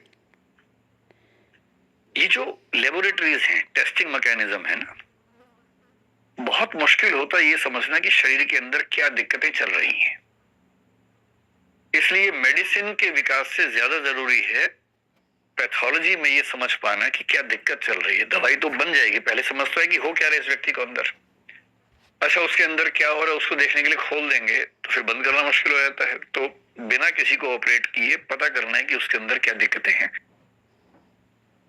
इसी प्रोसेस में सारी तकनीकें आती हैं, जिनका अगला स्तर एमआरआई है, सीटी स्कैन है, वो आपने सुना होगा इन सबका नाम। ईसीजी क्या होता है? ये दोनों इलेक्ट्रो से शुरू हो रहे हैं, इलेक्ट्रोकार्डियोग्राम, इलेक्ट्रोएन्सेफेलोग्राफी। हम लोग सोचते हैं कि आत्मा है, चेतना है, वो सब सोचते हैं, लेकिन न्यूरो साइंस में जितनी स्टडीज हो रही है, न्यूरो साइंस इस समय की बहुत महत्वपूर्ण साइंस है। न्यूरो साइंस का मतलब है दिमाग, ब्रेन को स्टडी करना। कुछ तो इतने इंटरेस्टिंग केसेस हैं। कुछ लोगों ने एक स्टडी निकाली कि ब्रेन के जो बहुत सारे पार्ट्स हैं उसमें एक पार्ट होता है प्री फ्रंटल कॉर्टेक्स, कहते हैं उस पार्ट को।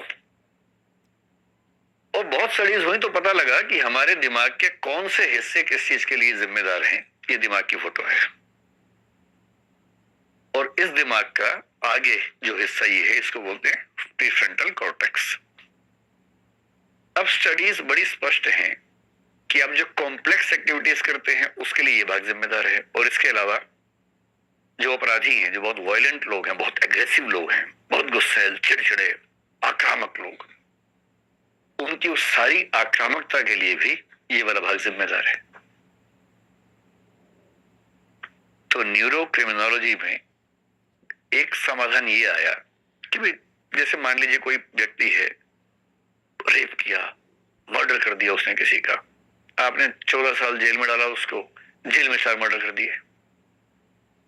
अब जेल के कैदी भी कह रहे हैं सर इसको छोड़ दीजिए, बस इसी तरह से हमें जेल में रख लीजिए और इसको छोड़ दीजिए। अब आप एकांत कारावास में रखेंगे तो उसके फंडामेंटल राइट्स खत्म होते हैं। तो अमेरिका में 1930s के आसपास से एक प्रयोग चला, वैसे 1870s के आसपास से हो गया था शुरू।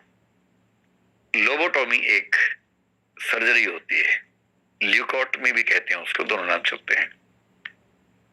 तो एक बात कहिए कि अगर हम इस पार्ट का बाकी ब्रेन के साथ कनेक्शन काट दें, कनेक्शन कैसे? वो जो वायरिंग है बेसिकली समझ लीजिए, जो वायर जा रही हैं, जो मतलब नसें जा रही हैं, उसको जब काट दें बीच में से, ये पार्ट भी रहेगा, निकालने की जरूरत नहीं, बहुत बड़ा पार्ट है, निकालना वैसे मुश्किल काम हो जाएगा, केवल कनेक्शन काट देना है। तो क्या होगा कि व्यक्ति गुस्सा करना चाहेगा तो भी गुस्सा नहीं कर पाएगा, क्योंकि दिमाग का वो वाला पार्ट काम ही नहीं कर रहा कि गुस्सा कर सके। और ये सर्जरी अमेरिका में 1930-40 के बाद हजारों लाखों लोगों की हुई। यहां तक हुआ कि कोई बच्चा है बहुत चिड़चिड़ा है, बहुत आक्रामक कोई व्यक्ति है, या उस व्यक्ति को कोई प्रॉब्लम है, सिजोफ्रेनिया एक प्रॉब्लम होती है साइकोलॉजी में, स्किजोफ्रेनिया बोलते हैं। बाइपोलर डिसऑर्डर आपने नाम सुना होगा। एपिलेप्सी कई लोगों को हो जाती है। एपिलेप्सी समझते हैं ना, हिंदी में क्या बोलते हैं एपिलेप्सी को? मिर्गी, मिर्गी का दौरा पड़ना। बाइपोलर डिसऑर्डर पे फिल्में बनी है। एक व्यक्ति है, एक एक फेज में बहुत गुस्से वाला एकदम अलग व्यक्ति, और दूसरे में एकदम विनम्र हो जाता है। दो ध्रुवों पर उसका व्यवहार चलता रहता है, उसको बोलते हैं बाइपोलर डिसऑर्डर। और स्किज़ोफ्रेनिया का मतलब है कि व्यक्ति बहुत तनाव लेता है। एक ऑब्सेसिव कंपल्सिव डिसऑर्डर नाम की चीज है, उससे लिंक्ड है। जैसे किसी व्यक्ति को इतनी चिंता रहती है हर समय, क्यों घर से बाहर निकला, अचानक देखा कि सड़क के दूसरी तरफ एक आदमी खड़ा हुआ है, ऐसे ही इसको लगता है क्यों खड़ा है, लगता है साजिश कर रहा है मेरे खिलाफ। तब तक उस आदमी ने किसी और को ऐसे इशारा किया, ओहो ये भी शामिल है, दोनों मिलकर मेरी हत्या कर देंगे लगता है, अब मैं क्या करूं। अपने घर के अंदर भागा, टेबल के नीचे जाकर छुप गया और 2 घंटे तक निकल नहीं रहा। फिर घर में कोई आया, उसने कहा अंदर क्या कर रहे हो, बाहर आओ। इसको लग रहा है तुम भी शामिल हो। इस तरह के तनाव, इस तरह की एंजाइटी कुछ लोगों को होती है। तो ये स्किज़ोफ्रेनिया के बहुत सारे लक्षणों में से एक लक्षण कुछ लोगों को ऐसा दिखता है। ये वो लोग हैं जिनका दिमाग कंट्रोल नहीं हो पाता, वो सब प्रॉब्लम्स यहां से होती हैं। तो एक तरीका है कि इसके तार काटो तो काम खत्म करो, न उतना तनाव होगा, लोग मस्त रहेंगे। लेकिन ऐसे बहुत केसेस हुए, कई लोग ठीक भी हुए, वो थोड़े पैसिव हो जाते हैं, बहुत जिंदगी उनकी रंगीन नहीं होती, बहुत मस्त मौला नहीं होती, लेकिन हाँ कम से कम उतना एग्रेशन नहीं रहता, गुस्सा नहीं रहता, नफरत नहीं रहती। कभी कभी गलत भी हो जाता है। अमेरिका में एक राष्ट्रपति का नाम सुना होगा आपने, जॉन एफ कैनेडी। अमेरिका सबसे स्मार्ट राष्ट्रपति हुए, सबसे सुंदर राष्ट्रपति। ऐसे भारत में बोलते हैं राजीव गांधी सबसे स्मार्ट प्रधानमंत्री हुए, अब तक सबसे सुंदर प्रधानमंत्री हुए। मतलब कोई प्रधानमंत्री सुंदर है नहीं, कोई कसौटी नहीं है, लेकिन कहने वाले कहते हैं। तो JF कैनेडी बड़े स्मार्ट आदमी थे, बाद में उनकी हत्या हो गई। 1941 में उनकी बहन रोजमेरी कैनेडी के साथ लोबोटॉमी का सर्जरी हुई, और उनकी बहन ये है, उनकी बहन रोजमेरी कैनेडी। और दुर्भाग्य ये कि उस सर्जरी के बाद ये जिंदगी भर उठ नहीं पाई, मतलब नॉर्मल लाइफ नहीं जी पाई, इंस्टीट्यूशनलाइज हो गई, इनकैपेसिटेटेड हो गई। इसका मतलब उनकी एक सामान्य व्यक्ति के रूप में जो क्षमताएं थी वो सारी खत्म हो गई। तो आजकल न्यूरो क्रिमिनोलॉजी में, आजकल न्यूरो मेडिकल साइंसेस में बहुत सारी नई चीजें आ रही हैं, जिनमें से कुछ चीजों को हम समझेंगे। और उसमें से एक चीज ECG और EEG आई। न्यूरो मतलब EEG, ECG तो हार्ट का मामला है। तो होता क्या है कि हमारे शरीर के अंदर जो कनेक्टिविटीज हैं वो सारी इलेक्ट्रिकल पल्सेस के रूप में होती है। तो जब हमारा दिल है, दिल क्या करता है, फैलता है सिकुड़ता है, फैलता है सिकुड़ता है। तो जब दिल सिकुड़ता है, कॉन्ट्रैक्ट होता है ना, उस समय जो इलेक्ट्रिकल एक्टिविटी जनरेट होती है बॉडी में, उसको हम कैप्चर कर लेते हैं कैसे, ECG से। कभी ECG आपका, अभी क्या हुआ हुआ आप लोगों का, छोटे बच्चे आप लोग तो हैं, जब ECG होता है तो 3-4 चीजें लगाते हैं पेट के हिस्से में, इलेक्ट्रोड्स होते हैं बेसिकली, वो उस इलेक्ट्रिकल एक्टिविटी को कैप्चर करते हैं। और जनरली क्या होता है, ऐसा ऐसा एक ग्राफ आता रहता है, और उसमें सिर्फ ये देखा जाता है कि अगर ग्राफ में रिदम ठीक है तो इसका मतलब दिल ठीक काम कर रहा है। तो ECG क्या है, दिल की गतिविधियों को इलेक्ट्रिक पल्सेस के ग्राफ के रूप में समझना कि दिल ठीक चल रहा है कि नहीं चल रहा है। ये तो आसान था। बाद में वैज्ञानिकों ने उससे मुश्किल चीज बनाई, इलेक्ट्रोइंसेफेलोग्राफी। ये ब्रेन का है, और इसमें क्या करते हैं, ये देखते हैं कि ब्रेन में चीजें ठीक से काम कर रही है कि नहीं कर रही है। जैसे ब्रेन ट्यूमर किसी को होने का खतरा हो तो क्या होगा, उसका EEG होगा। किसी को स्लीप डिसऑर्डर है, ऐसे लोग हैं कि 2-2 साल हो गए ठीक से सो ही नहीं पा रहे, 1 घंटे की नींद की एवरेज आ रही है, नींद नहीं आती, इसका मतलब ब्रेन में कुछ प्रॉब्लम है, तो उसका EEG होगा। या चोट लगी, मेमोरी खत्म हो गई या कम हो गई, या ब्रेन ठीक वैसे काम नहीं कर रहा, तो उसका EEG करना पड़ेगा। EEG कैसे करते हैं, तो कंसेप्ट ये कि जो ब्रेन की सेल्स हैं आपस में जब कम्युनिकेट करती हैं तो इलेक्ट्रिकल पल्सेस के रूप में करती हैं। अब इलेक्ट्रिकल पल्सेस अगर हमें पता लग जाए कि दिमाग के कौन से हिस्से में इलेक्ट्रिकल पल्सेस की फ्रीक्वेंसी क्या है, और हम चेक कर लें कि उतनी उतनी है या नहीं, तो हम समझ जाएंगे कि दिमाग ठीक काम कर रहा है। कितना सिंपल है। तो 1965 के आसपास ईईजी एक अच्छे लेवल पे आ चुका था। और इसका तरीका क्या होता है कि हम दिमाग पे इलेक्ट्रोड्स लगाते हैं। कितने? 32, यानी खोपड़ी में 32 पॉइंट्स पर हम इलेक्ट्रोड्स लगा देते हैं। इलेक्ट्रोड का काम क्या है? इलेक्ट्रिकल जैसी करंट जनरेट होगा उसको कैप्चर कर लेगा, और साथ में कंप्यूटर है, कंप्यूटर उसको नोट कर लेगा, और नोट करने के बेस पे ग्राफ बना देगा कि कौन कौन से पार्ट में कैसी कैसी एक्टिविटीज चल रही हैं। तो जब ईईजी होता है, ईईजी की फोटो ऐसी आती है, कुछ कुछ ईसीजी जैसी, लेकिन उसमें बहुत सारे पैरामीटर्स काम कर रहे होते हैं। जैसे नींद हमारी कैसी है, आपने सुना होगा नींद में भी अल्फा लेवल पे गए कि नहीं गए, बीटा पे गए कि नहीं गए, ये सब उसका एक सर्वे है, नींद का सर्वे है। आजकल तो नींद की स्टडीज भी बहुत प्रामाणिक हो गई है ना। अब ये नहीं है कि गहरी नींद आती है, लेटता हूं, सो जाता हूं, नींद नहीं आती है, वो ईईजी कर लेंगे तुरंत। ईईजी करके बताएंगे कि आप नींद की 4-5 अवस्थाओं में किस अवस्था में कितनी देर रहे और वो आपके लिए पर्याप्त है या नहीं है, वो उस लेवल पे आजकल बातें चलती हैं। इस ईईजी को 1965 में एक वैज्ञानिक ने कन्वर्ट किया एक टेस्ट के रूप में, और उस टेस्ट का जो नाम है वो नाम है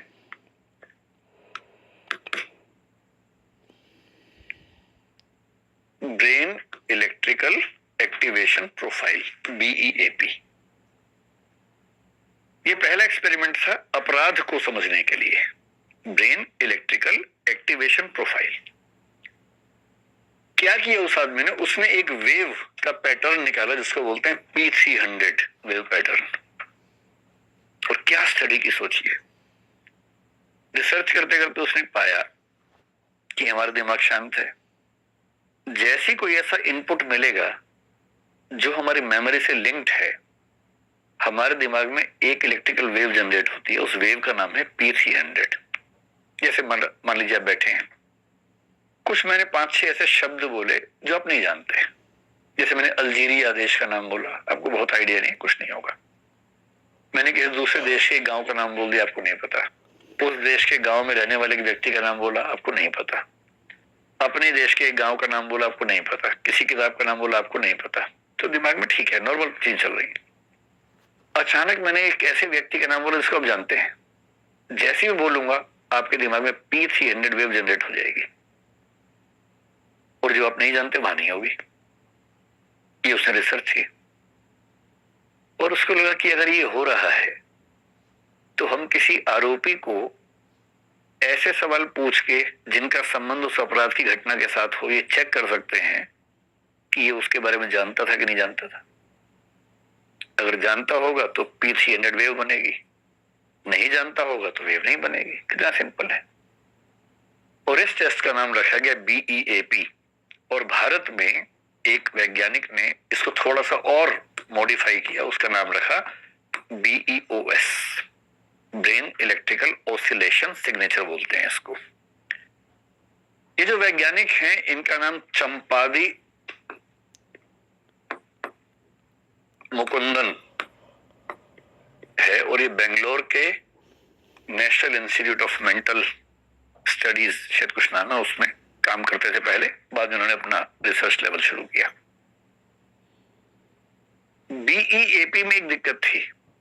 जैसे मान लीजिए अपराध की बात चल रही है, आपने पूछा चाकू, वेव बन गई। फ्रिज, वेव बन गई। पर अभी एक रिस्क हो सकता है इस मामले में, किसी मामले में भी रिस्क हो सकता है। मान लीजिए कि मैं अपराधी था, वेव बनेगी मेरे दिमाग में। मान लीजिए कि मैं अपराधी नहीं हूं, मैंने किसी को बताया था कि मैं क्या कर रहा हूं, जानकारी उसको भी है, उसके सामने सवाल किया, वेव बन गई उसके अंदर भी। तीसरा व्यक्ति, उसने अखबार में पढ़ा था, जानकारी थी, वेव बन गई उसके अंदर भी। तो अपराधी था या अपराध का केवल देखने वाला था, विटनेस था, या अपराध को केवल उसने कहीं से सुन लिया था, पढ़ लिया था, ये कैसे पता लगाएं? कुछ साबित तो नहीं हो रहा इससे। तो इन साहब ने BEOS में ये दावा किया कि हम इस डिफरेंस को भी पकड़ सकते हैं, कि इस वेव से ये पहचान सकते हैं कि इस व्यक्ति की इस वाले मामले में भूमिका केवल विटनेस की थी या इसमें इन्वॉल्वमेंट की भूमिका थी। और वो भी कैसे पहचान सकते हैं? जो वेव्स बनती हैं उनके पैटर्न के अंतर से पहचान सकते हैं। ये टेस्ट बड़ा सुपरहिट हो गया भारत में। और जब ये टेस्ट सुपरहिट हुआ, और ये होता कैसे? एकदम ईईजी के तरीके से होता है। ये देखिए, ये है, अगर कोर्ट कहती है कि ब्रेन मैपिंग करो इस केस में, तो ऐसे होगा, 32 इलेक्ट्रोड सिर पे लगाए जाएंगे। उसके बाद फिर इसमें क्वेश्चन ही पूछते हैं। इसमें व्यक्ति आंख बंद करके बैठा हुआ है या आंख खोलते कभी दिखाते हैं कुछ चीजें, ना कुछ बोलना है, ना बेहोश करना है, कुछ नहीं करना है। कुछ शब्द बोलेंगे, कुछ वाक्य बोलेंगे, कुछ चित्र दिखा देंगे, कोई फिल्म भी दिखा सकते हैं सामने। इसे कुछ नहीं बोलना। ये कितनी भी ताकत लगा ले, अपने ब्रेन की वेव जनरेट होने से रोक नहीं सकता। सीधी सी बात है, और जनरेट हो जाएगी। इसी पॉलीग्राफ में धोखा देना आसान काम है। जो नार्को है उसमें धोखा नहीं दे सकते, लेकिन उसमें मर सकता है आदमी या परेशान हो सकता है। इसमें ना धोखा दे सकता है, ना मर सकता है। इसलिए इसमें जो वैलिडेशन वाला मामला है सबसे स्ट्रॉन्ग माना जाता है। और इसका फायदा ये हुआ कि 2005-7 के आसपास 2 राज्यों ने, देखिए ऐसी रिपोर्ट्स भी लगभग ऐसी आती हैं इसमें, 2005-7 के आसपास 2 राज्यों ने, एक गुजरात और एक महाराष्ट्र, इनको समझ में आ गया कि ब्रेन मैपिंग ऐसी चीज है कि इससे अपराधियों को बहुत जल्दी हम कन्विक्ट कर सकते हैं या छोड़ सकते हैं। अगर वो साबित हो गया कि बेकसूर है तो क्यों परेशान करें, छोड़ो उसको। और यदि साबित हो रहा है कि अपराधी है तो एक प्रूफ मिल जाएगा, कम से कम टाइम बचेगा, जल्दी हम काम करेंगे अपना। तो गुजरात में एक उस समय महिला थी जिनका नाम था संतोख बेन जडेजा। पोरबंदर जो महात्मा गांधी का इलाका है वहां, जूनागढ़ के आसपास। भारत की बहुत रेयर जो महिला गैंगस्टर्स हुई उनमें से एक ये थी। अगर आप गुजरात से होंगे तो उनका नाम जरूर जानते होंगे। एक फिल्म सुनिए अपने, गॉड मदर, एक बार देख लीजिए फिल्म, बहुत शानदार फिल्म है। शबाना आजमी उसमें लीड रोल में थी, पंचायती राज से लिंक्ड है। वो गॉड मदर फिल्म इनकी कहानी पे टिकी हुई। इनको वहां के लोग गॉड मदर ही कहते हैं। एक बहुत बड़ा गैंग जिसमें मतलब कम से कम 100 लोग गैंग में शामिल थे। 14 मर्डर्स का आरोप इनके ऊपर लगा हुआ था, 500 और केसेस के आरोप थे। परिवार में भी कई लोगों की हत्याओं के आरोप लगे। तो वहां के लोगों को लगने लगा था कि भाई कुछ सीरियस होना चाहिए। बाद में इनको वहां से बेदखल कर दिया था, राजकोट में शिफ्ट किया गया था। अब इनकी मृत्यु हो गई। तब अंत में जूनागढ़ की अदालत ने 2007 जून की बात है, आदेश दिया कि इनका ब्रेन मैपिंग होना चाहिए। बहुत इंटरेस्टिंग बात है, 2000 में नेशनल ह्यूमन राइट्स कमीशन, इसका नाम सुना है? एनएचआरसी का नाम है ना। एनएचआरसी ने 2000 में कहा था कि बिना परमिशन के पॉलीग्राफ नहीं हो सकता किसी का। अब इससे दोनों व्याख्याएं हो सकते हैं कि पॉलीग्राफ के लिए कहा था, इसके लिए थोड़ा कहा था। दूसरा ये कि इस तरह के हर टेस्ट के बारे में कहा था। तो जूनागढ़ की अदालत ने आदेश दिया कि आपका ब्रेन मैपिंग टेस्ट होगा, लेकिन एक टाइम दिया 15-20 दिन का कि अगर आप हाई कोर्ट जाके अपील करना चाहें तो कर लीजिए। फिर ये वहां से हाई कोर्ट चली गई। पहले जूनागढ़ कोर्ट में था, सेशन कोर्ट में। हाई कोर्ट ने भी कहा कि अदालत का फैसला एकदम ठीक है, आपका ब्रेन मैपिंग टेस्ट होगा, लेकिन इतना टाइम दे रहे हैं, चाहे तो सुप्रीम कोर्ट में अपील कर दीजिए।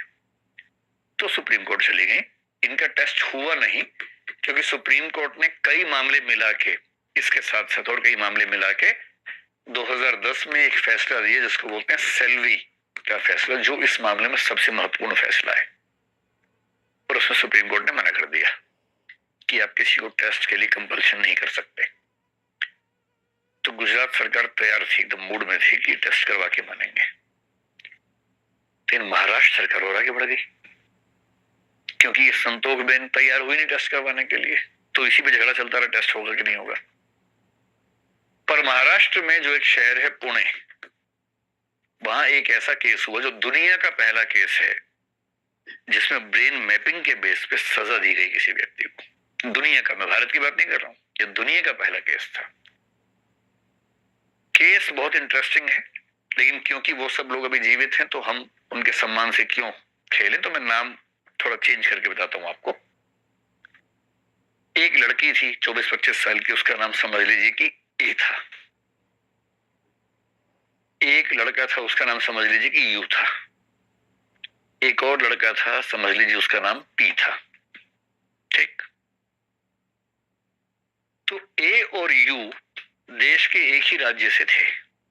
मैं राज्य का नाम भी नहीं बोल रहा फिलहाल, बहुत मन करे क्लास के बाद चुपके से पूछ लीजिएगा, बता दूंगा सर। तो एक ही राज्य से थे, प्रेम करते थे, इनकी फैमिलीज मान गई, एंगेजमेंट भी हो गई कि ठीक है शादी करेंगे, पर अभी छोटे हैं, पढ़ाई लिखाई कर ले, बाद में शादी कर देंगे। तो ये दोनों बच्चे एमबीए करने के लिए पुणे आए, पढ़ने लगे, और ये तय था कि शादी करेंगे आगे चल के। ये जो मिस्टर पी हैं, ये भी एमबीए करने के लिए पुणे आए, और ये आए थे देश के किसी और हिस्से से, मैं क्यों शहर का नाम लिखूं, देश के किसी और हिस्से से आए थे, ठीक। ये भी वहां पढ़ने आए थे, एक ही क्लास में थे। जैसा फिल्मों में होता है वैसा ही हो गया। जो मिस ए हैं, कहते हैं कि इनको धीरे धीरे लगा कि नहीं, मेरे लिए सही जीवन साथी मिस्टर पी होंगे, यू नहीं होंगे। तो ए और पी में प्रेम हो गया, और यू बेचारा अकेला हो गया। तो यू ने अपने पेरेंट्स से कहा, दूसरे पेरेंट्स से कहा कि क्या खेल चल रहा है मेरे साथ। तो पेरेंट्स ने भी समझाया दोनों को। उसके बाद कहते हैं, जो केस में लिखा हुआ है, ए और पी वहां से भाग गए। खूब हल्ला मचा, शोर हुआ, खूब हुआ। अंत में फिर ए वापस वहां पहुंची और उसने यू से कहा, आप समझ रहे हैं यू कौन है? यू कौन है? जिसे शादी होने वाली थी, ठीक है। तो उसने यू को बुलाया एक रेस्टोरेंट में, बहुत फेमस रेस्टोरेंट में बुलाया पुणे में। तो यू आया, नाराज भी था। तो उसने कहा, नाराज मत हो, गलतियां हो जाती हैं, मैं भी शिरडी के मंदिर गई थी, वहां से प्रसाद लाई हूं, सब ठीक होगा, लो प्रसाद तो खाओ। तो उसने प्रसाद खाया। आरोप है कि प्रसाद में आर्सेनिक मिला हुआ था, और इतना ज्यादा मिला हुआ था कि प्रसाद खाने के कुछ सेकंड्स के बाद उस व्यक्ति को दिक्कत हुई और कुछ मिनटों में उसकी मृत्यु हो गई। किसकी मौत हुई बताओ? पता है ना, यू की हुई। हाँ, यू की मौत हो गई। पुलिस आ गई तो ये पहले माना गया कि एक्सीडेंटल डेथ है, पता नहीं क्या था। फिर जो यू मरा था उसके पेरेंट्स ने आरोप लगाया ए पे, पूरी कहानी बताई पुलिस को। फिर ए पे चार्ज लगा, इन्वेस्टिगेशन हुई, सबूत कोई था नहीं। उस समय तक सीसीटीवी उस तरह से होते नहीं थे। ये भी साबित नहीं हो सकता था कि प्रसाद ए ने यू को दिया। कैसे साबित हो जाएगा? सीसीटीवी तो है नहीं, और कोई चुपके से अब कुछ कहे खाने के लिए, कोई और वहां पर देख नहीं रहा, कैसे साबित होगा? तो पुलिस ने अपनी तरफ से बहुत सारी कोशिश की, लेकिन कुछ साबित कर नहीं पा रही थी। अंत में उस केस में तय हुआ कि भाई हम बीईओएस करवाएंगे, और इनसे कहा गया मिस ए से कि आप ये टेस्ट करवा लीजिए। पुलिस समझाती है कि देखो टेस्ट करवा लो, तुम तो ईमानदार हो, इससे बच जाओगे, बहुत ठोस बात हो जाएगी, टेंशन मतलब उसमें कुछ नहीं होता है, लेकिन हाँ बात अच्छी हो जाती है। और फिर सोचते अच्छा इससे मैं कम से कम 3rd डिग्री से बच जाऊंगा, कम से कम पिटाई नहीं होगी मेरी। तो लोग कहते हैं ठीक है करवा लेते हैं। तो उसकी परमिशन से ही हुआ, और इस टेस्ट में साबित हो गया कि उसने खून किया है। क्वेश्चन ऐसे पूछते हैं, प्रसाद, बत्ती जल गई। फिर 4 सवाल ऐसे पूछे, पेड़ पौधे, कुछ नहीं जल रहा। प्रसाद में आर्सेनिक, फिर बत्ती जल गई। फिर आर्सेनिक कहां से खरीदा था, उस शॉप का नाम बोला, बत्ती जल गई। और ऐसे करते करते 15-20 सवाल जिनको लिंक किया जाए तो साबित होता है कि हाँ इसी व्यक्ति ने ऐसा किया।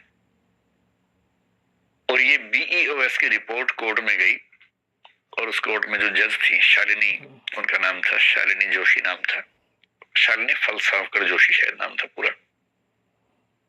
दुनिया के इतिहास में पहला मामला जिसमें कन्विक्शन क्या होता है, ये साबित होना किसने अपराध किया है, जिसमें कन्विक्शन प्राइमरीली इसकी रिपोर्ट के बेस पे हुआ। और भी चीजें थी लेकिन ये भी था। और जज ने जजमेंट में 9 पेज लिखे केवल बीईओएस को क्यों प्रमाण माना इस बारे में, और उम्र कैद की सजा हुई। हालांकि बाद में सुप्रीम कोर्ट का जो फैसला है 2010 में, उसके बाद ये सब गवाहियां ही बेकार मान ली गई, तो फिर चीज चेंज हो गई। लेकिन हाँ, और जैसी सजा हुई, दुनिया भर के क्रिमिनल जो साइंटिस्ट हैं, क्रिमिनोलॉजी के एक्सपर्ट्स हैं, उन सब में चर्चा होने लगी, जर्नल्स में आर्टिकल छपने लगे। आरोप लगने लगे भारत सरकार पे, भारत के राज्य पे, कई देश भागे भागे कि हमें भी दो, हमें भी दो, हम भी करेंगे अपने यहाँ। इजराइल ने बहुत इंटरेस्ट शो किया उस समय, और डिबेट थी कि ये ठीक है नहीं है। लेकिन BEOS से कैसे हम पता लगाते हैं? अब जैसे इस केस में सुनने में आ रहा है कि अगला जो स्टेप होगा वो शायद BEOS का होगा, और ऐसी रिपोर्ट्स के माध्यम से हम चीजों को फाइनलाइज करेंगे।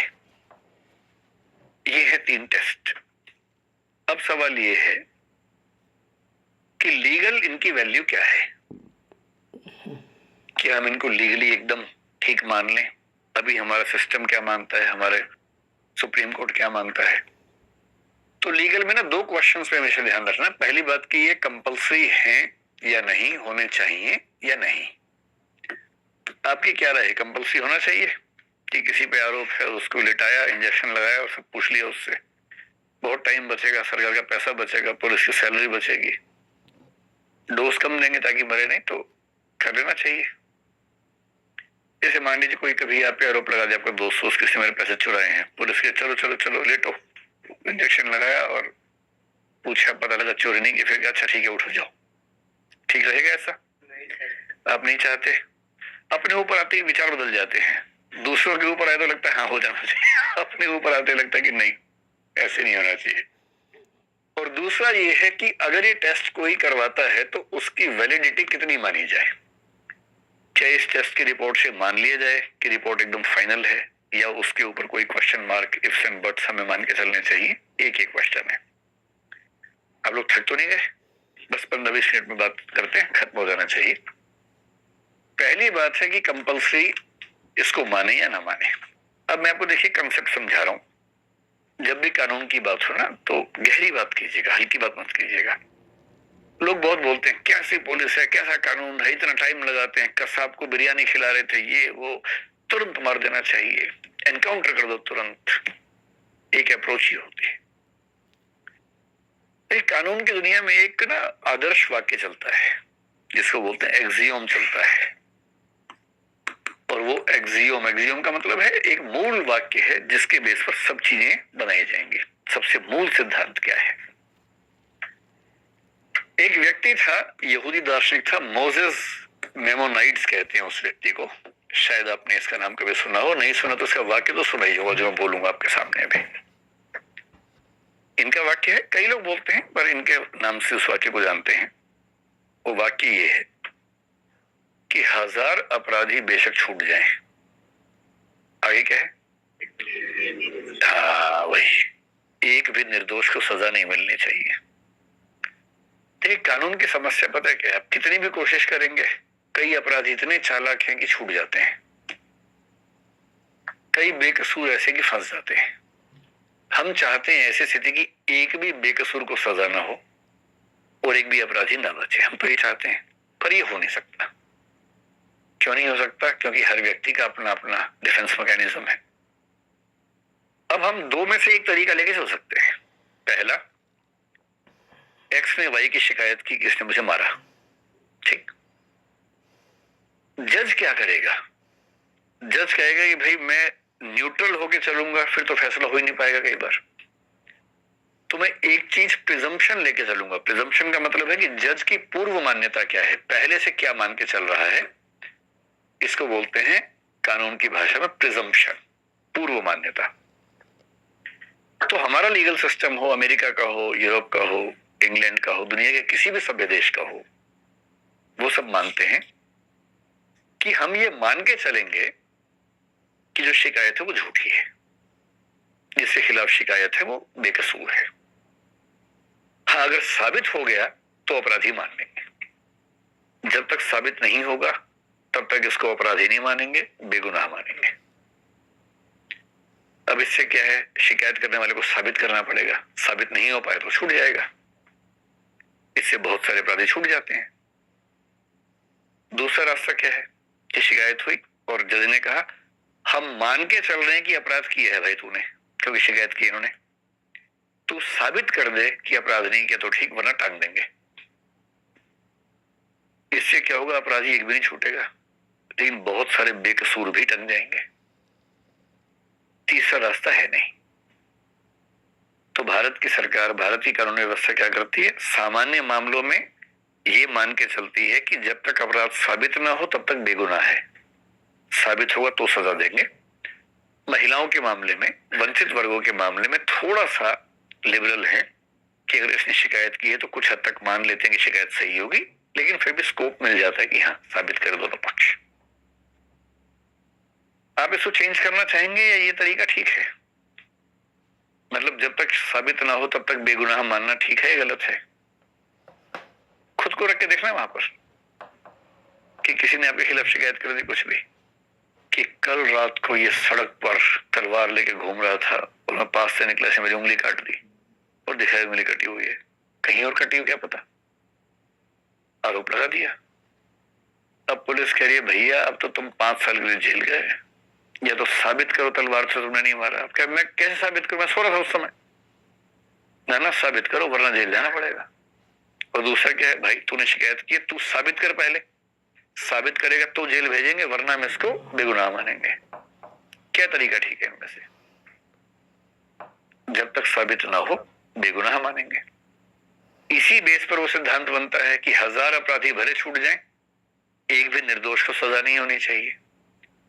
और इसलिए कानून की दुनिया में हम किसी भी अभियुक्त के मामले में ये प्रिज्यूम करते हैं कि वो दोषी नहीं है। हाँ, साबित हो गया तो दोषी होगा और सजा भी मिलेगी, लेकिन साबित होना जरूरी है। अब हमारे संविधान निर्माताओं के सामने ये संकट था, और वो संकट होता ही जैसे मैंने आपको नॉर्थ कोरिया के नाम से कहानी सुनाई, अगर पुलिस साबित करने पे आ जाए तो साबित तो हो ही जाता है। तो हमारी कानून व्यवस्था ने, जो कि उस समय हमारे संविधान की बहुत सारी बातें ऐसी हैं जो 1935 के एक्ट में थी, इंग्लैंड के सिस्टम में थी, आईपीसी हमारा, सीआरपीसी हमारा, इंडियन एविडेंस एक्ट हमारा, ये सब उस समय की अंग्रेज शासकों ने बनाए जो इंग्लैंड के सिस्टम से मिलता जुलता था। जगह जगह इस बात की सावधानी रखी गई कि कहीं पुलिस 3rd डिग्री का इस्तेमाल करके लोगों को मजबूर ना कर दे अपने अपराध मानने के लिए जो उन्होंने किए भी ना हो, तो उनको बचाना बहुत जरूरी है। तो हमारे संविधान में, संविधान क्या है? संविधान का मतलब है सबसे महत्वपूर्ण और सबसे बुनियादी कानून जिस पर देश चलता है। बाकी भी कानून है पर बाकी कानून उसके नीचे है, उसके अनुसार चलते हैं, लेकिन सबसे महत्वपूर्ण जो कानून होता है उसको बोलते हैं संविधान या कॉन्स्टिट्यूशन।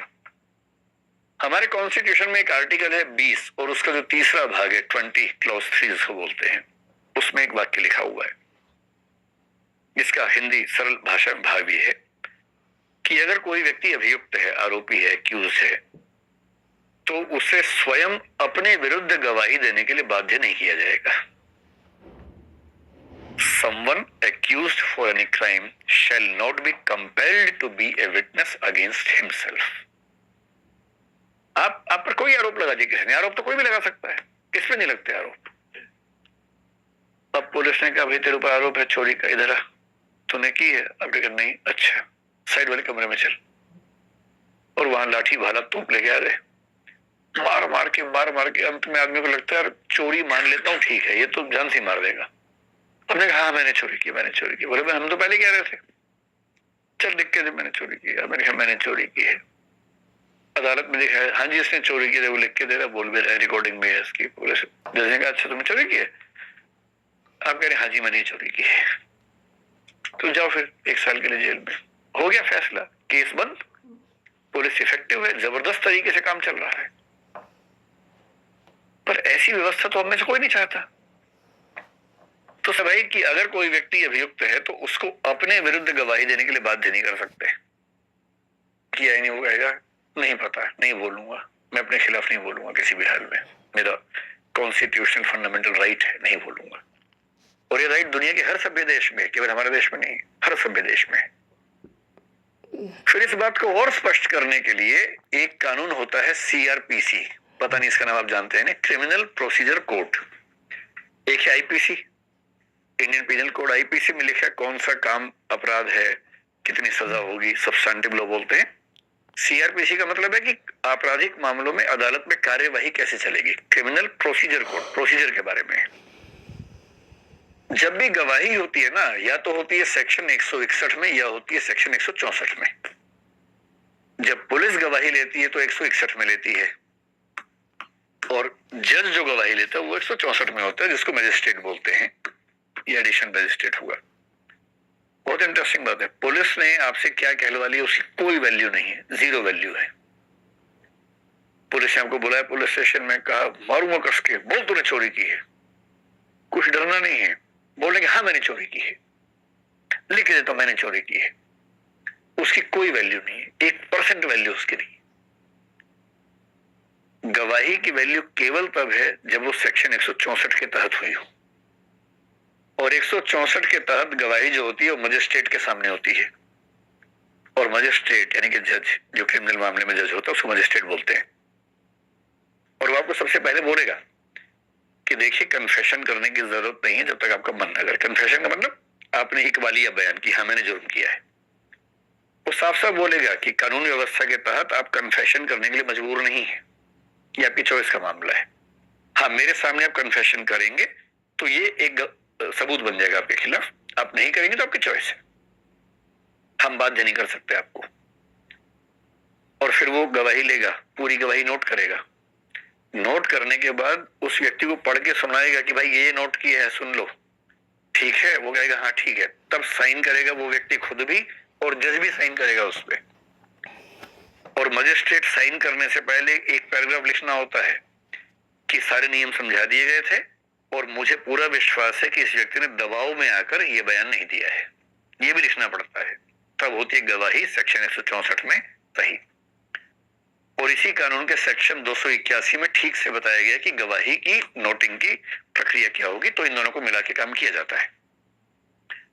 161 में क्या है कि पुलिस इन्वेस्टिगेशन कर रही है। अब जो आईओ है, आईओ क्या होता है? इन्वेस्टिगेटिंग ऑफिसर, इन्वेस्टिगेशन ऑफिसर, जो इन्वेस्टिगेट करता है उस मामले को, उसको अधिकार है कि वो किसी को बुला सकता है।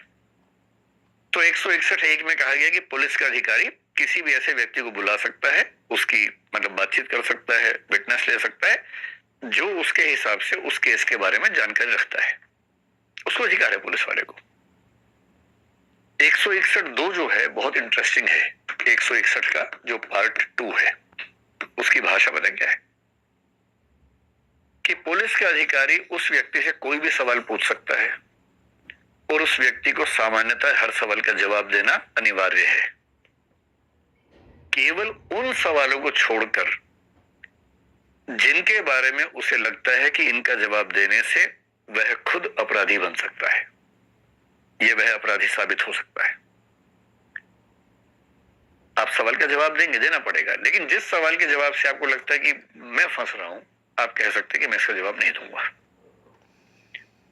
और इसी बात पर एक महिला हुई जिसका नाम था नंदिनी सतपथी, इनका नाम पता नहीं आपने सुना या नहीं, उड़ीसा की मुख्यमंत्री थी ये इमरजेंसी के समय।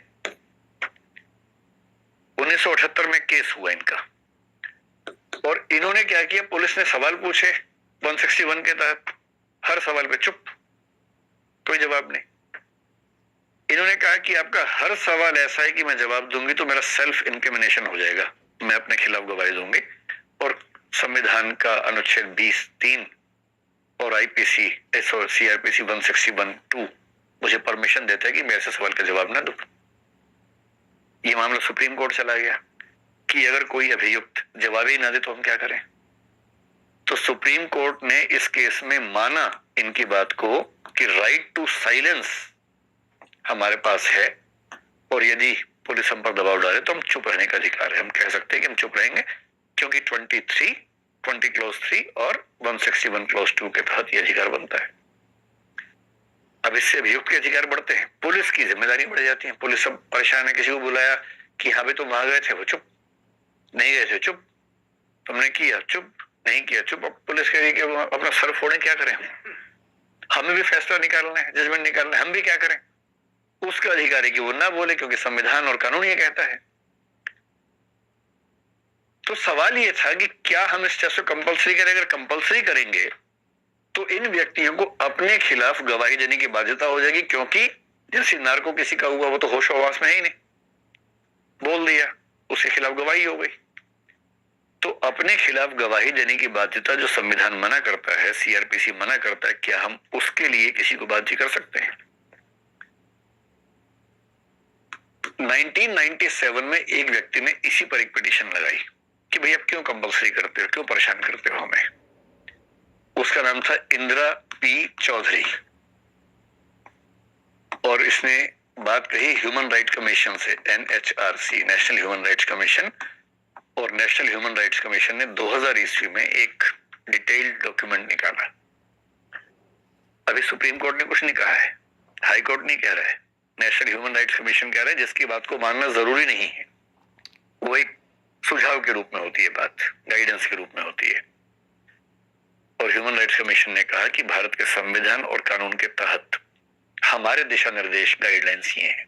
नंबर 1, किसी भी अभियुक्त या गवाह को पॉलीग्राफ या इस तरह के टेस्ट के लिए बाध्य नहीं किया जा सकता। ये उसकी चॉइस का मामला है, वॉलंटरी होना चाहिए।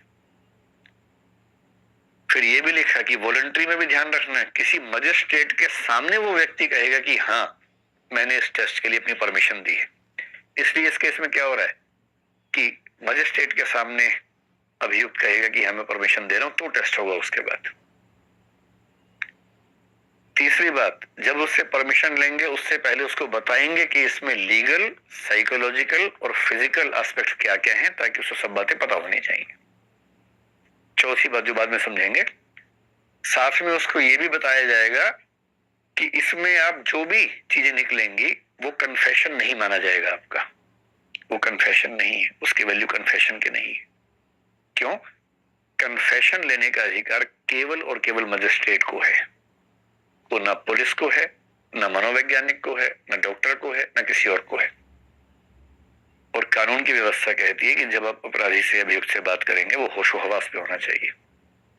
अगर वो होशो हवास में है ही नहीं तो उससे हम उस समय की उसकी गवाही को कैसे वैल्यू दें? या तो इन सब में अमेंडमेंट करके लिख दें कि इसको हम गवाही मानेंगे। जब तक नहीं लिखा तब तक ह्यूमन राइट्स कमीशन ने ये निर्देश निकाला। तो अभी तक की जो स्थिति है, इसके बाद अंतिम जो बात है वो ये कि 2010 में एक फैसला हुआ, जो मैंने आपसे कहा सेल्वी का मामला, जो मैं बाद में डिस्कस करूंगा।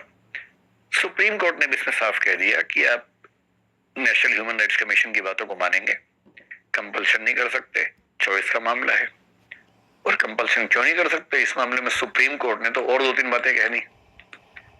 आर्टिकल 20 पार्ट 3 का विरोध तो है ही, उसने ये भी कहा कि आप अपने खिलाफ गवाही नहीं देना चाह रहे, आप चुप रहना चाह रहे हैं, उसके भी खिलाफ है। और मेंटल प्राइवेसी के खिलाफ है। राइट टू प्राइवेसी जिसको हम बोलते हैं, वो आर्टिकल 21 में आता है, राइट टू पर्सनल फ्रीडम में आता है। आप किसी के दिमाग के अंदर घुस के कुछ कुछ ऐसी बातें निकाल के ले आए जो कहीं मिसयूज भी हो सकती हैं, उसकी प्राइवेसी खत्म हो गई। तो राइट टू मेंटल प्राइवेसी भी तो एक चीज है, वो भी तो उससे खत्म हो रहा है। फिर सुप्रीम कोर्ट ने कहा राइट टू डिग्निफाइड लाइफ, वो भी आर्टिकल 21 के तहत आता है। Right to life and personal liberty है आर्टिकल 21। उससे क्या, राइट टू लाइफ का मतलब पशु वाली जिंदगी नहीं है, इंसान वाली जिंदगी है, डिग्निटी वाली। इसमें डिग्निटी खत्म होती है, क्योंकि इस व्यक्ति ने जो आरोप लगाया था वो ये कि मुझसे परमिशन तो ले ली टेस्ट लेने की, उसके बाद जो मेरा हल किया टेस्ट के नाम पे, डिग्निटी उसमें नहीं थी एकदम। तो सुप्रीम कोर्ट ने राइट टू डिग्निफाइड लाइफ खत्म होता है, राइट टू पर्सनल लिबर्टी जो है, जिसमें एक व्याख्या है राइट टू प्राइवेसी, वो खत्म होता है। Right to not be self incriminated जैसा जो वाक्य बनेगा वो खत्म होता है, इसलिए हम इसकी परमिशन नहीं देंगे।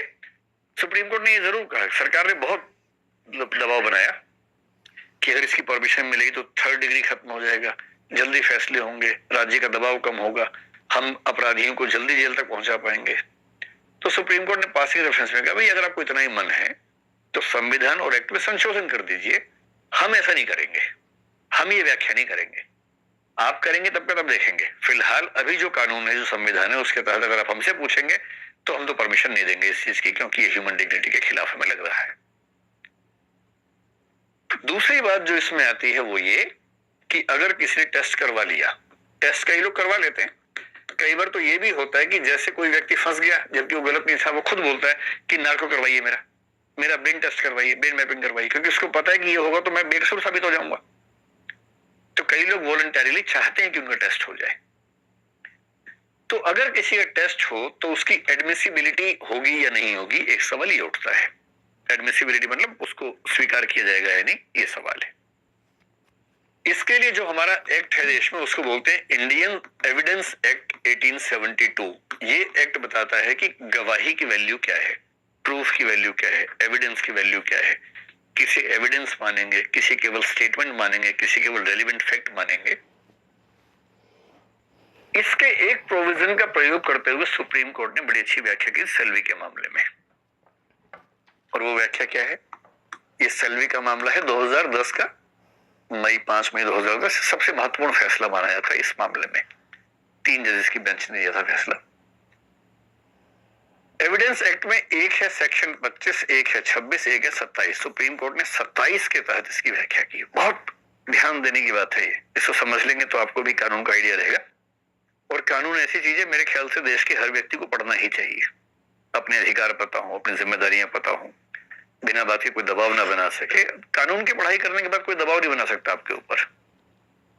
कोई बोलेगा कि ऐसे आप बोलेंगे इंडियन एविडेंस एक्ट सेक्शन 27, फिर कोई कुछ बोले ही नहीं, बोलेंगे अच्छा ठीक है आप जाइए जाइए जाइए, है ना। तो बहुत महत्वपूर्ण बातें हैं। और कुछ लोगों ने इसकी व्याख्या में 2 सेक्शंस की बात की, 45, 45A। इनमें से 2-2 मिनट की बात समझ लीजिए, इसके साथ ही ये बात पूरी हो जाएगी। सेक्शन 25 क्या कहता है कि अगर पुलिस के सामने किसी ने कन्फेशन किया है या कोई विटनेस दिया है, उसके बेस पर उसे अपराधी नहीं माना जाएगा। एकदम साफ लिखा हुआ है। हमेशा ध्यान रखना है, ईश्वर ना करे कभी आप कहीं फंस जाएं और कोई पुलिस का व्यक्ति टॉर्चर करे। हालांकि पुलिस के लोग भी अब ध्यान रखते हैं इस बात का, लेकिन मान लीजिए कोई ऐसा व्यक्ति हो टॉर्चर करे कि लिख कागज पे कि तूने खून किया है, लिख कागज पे। एकदम मत डरना, उस समय उससे बचने के लिए लिख देना बेशक। अब आपको लग रहा है कि नहीं लिखूंगा तो मार मार के लहूलुहान कर देगा मुझे, तो कहेंगे हाँ लिख देता हूँ। क्या क्या लिखना है बताओ, किस किस का मर्डर के नाम बताओ, सबकी लिस्ट बनाओ। हाँ मैंने ही मारा था, किसी का भी नाम लिख दीजिए ना, चंद्रगुप्त मौर्य को मैंने मारा था लिख दीजिए, कुछ भी लिख दीजिए, जो मन कर लिखवा लीजिए। बिल्कुल नहीं डरना है।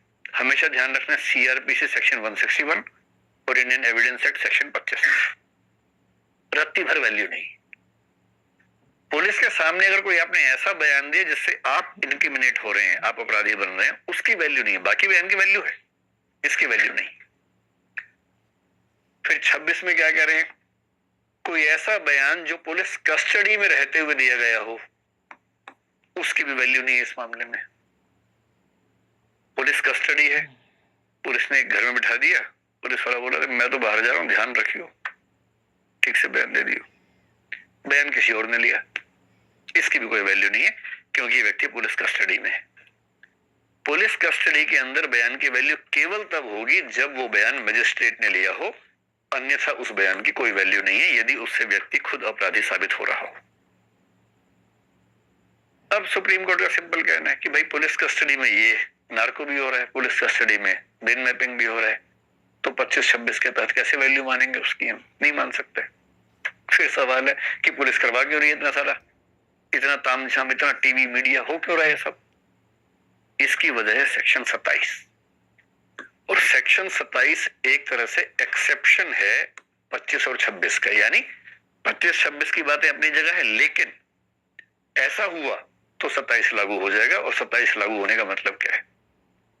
वो कहता है कि मान लीजिए पुलिस ने इन्वेस्टिगेशन की और किसी ने कुछ कहा जिससे वो अपराधी साबित हो रहा है, तो उस बात की वैल्यू तो एकदम नहीं है।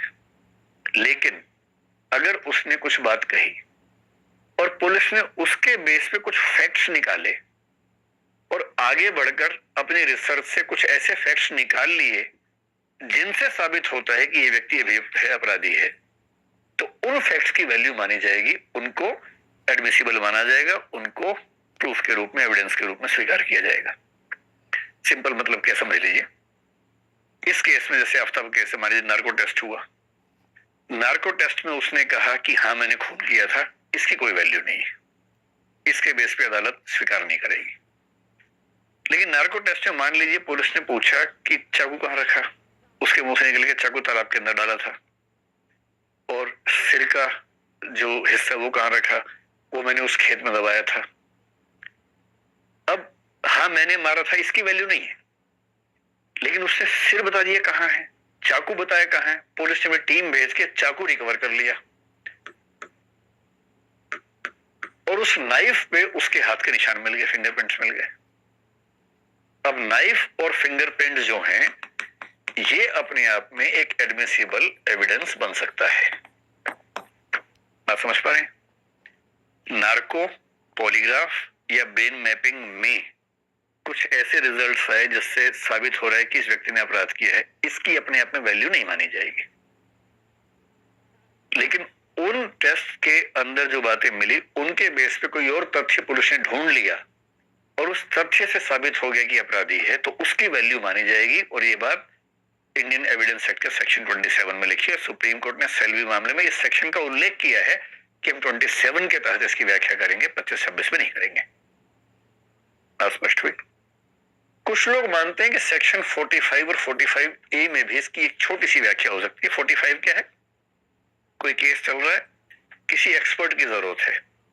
मान लीजिए हैंड राइटिंग किसी की दिख गई है, अब हैंड राइटिंग एक्सपर्ट बताएगा कि हैंड राइटिंग मैच हो रही है कि नहीं हो रही है।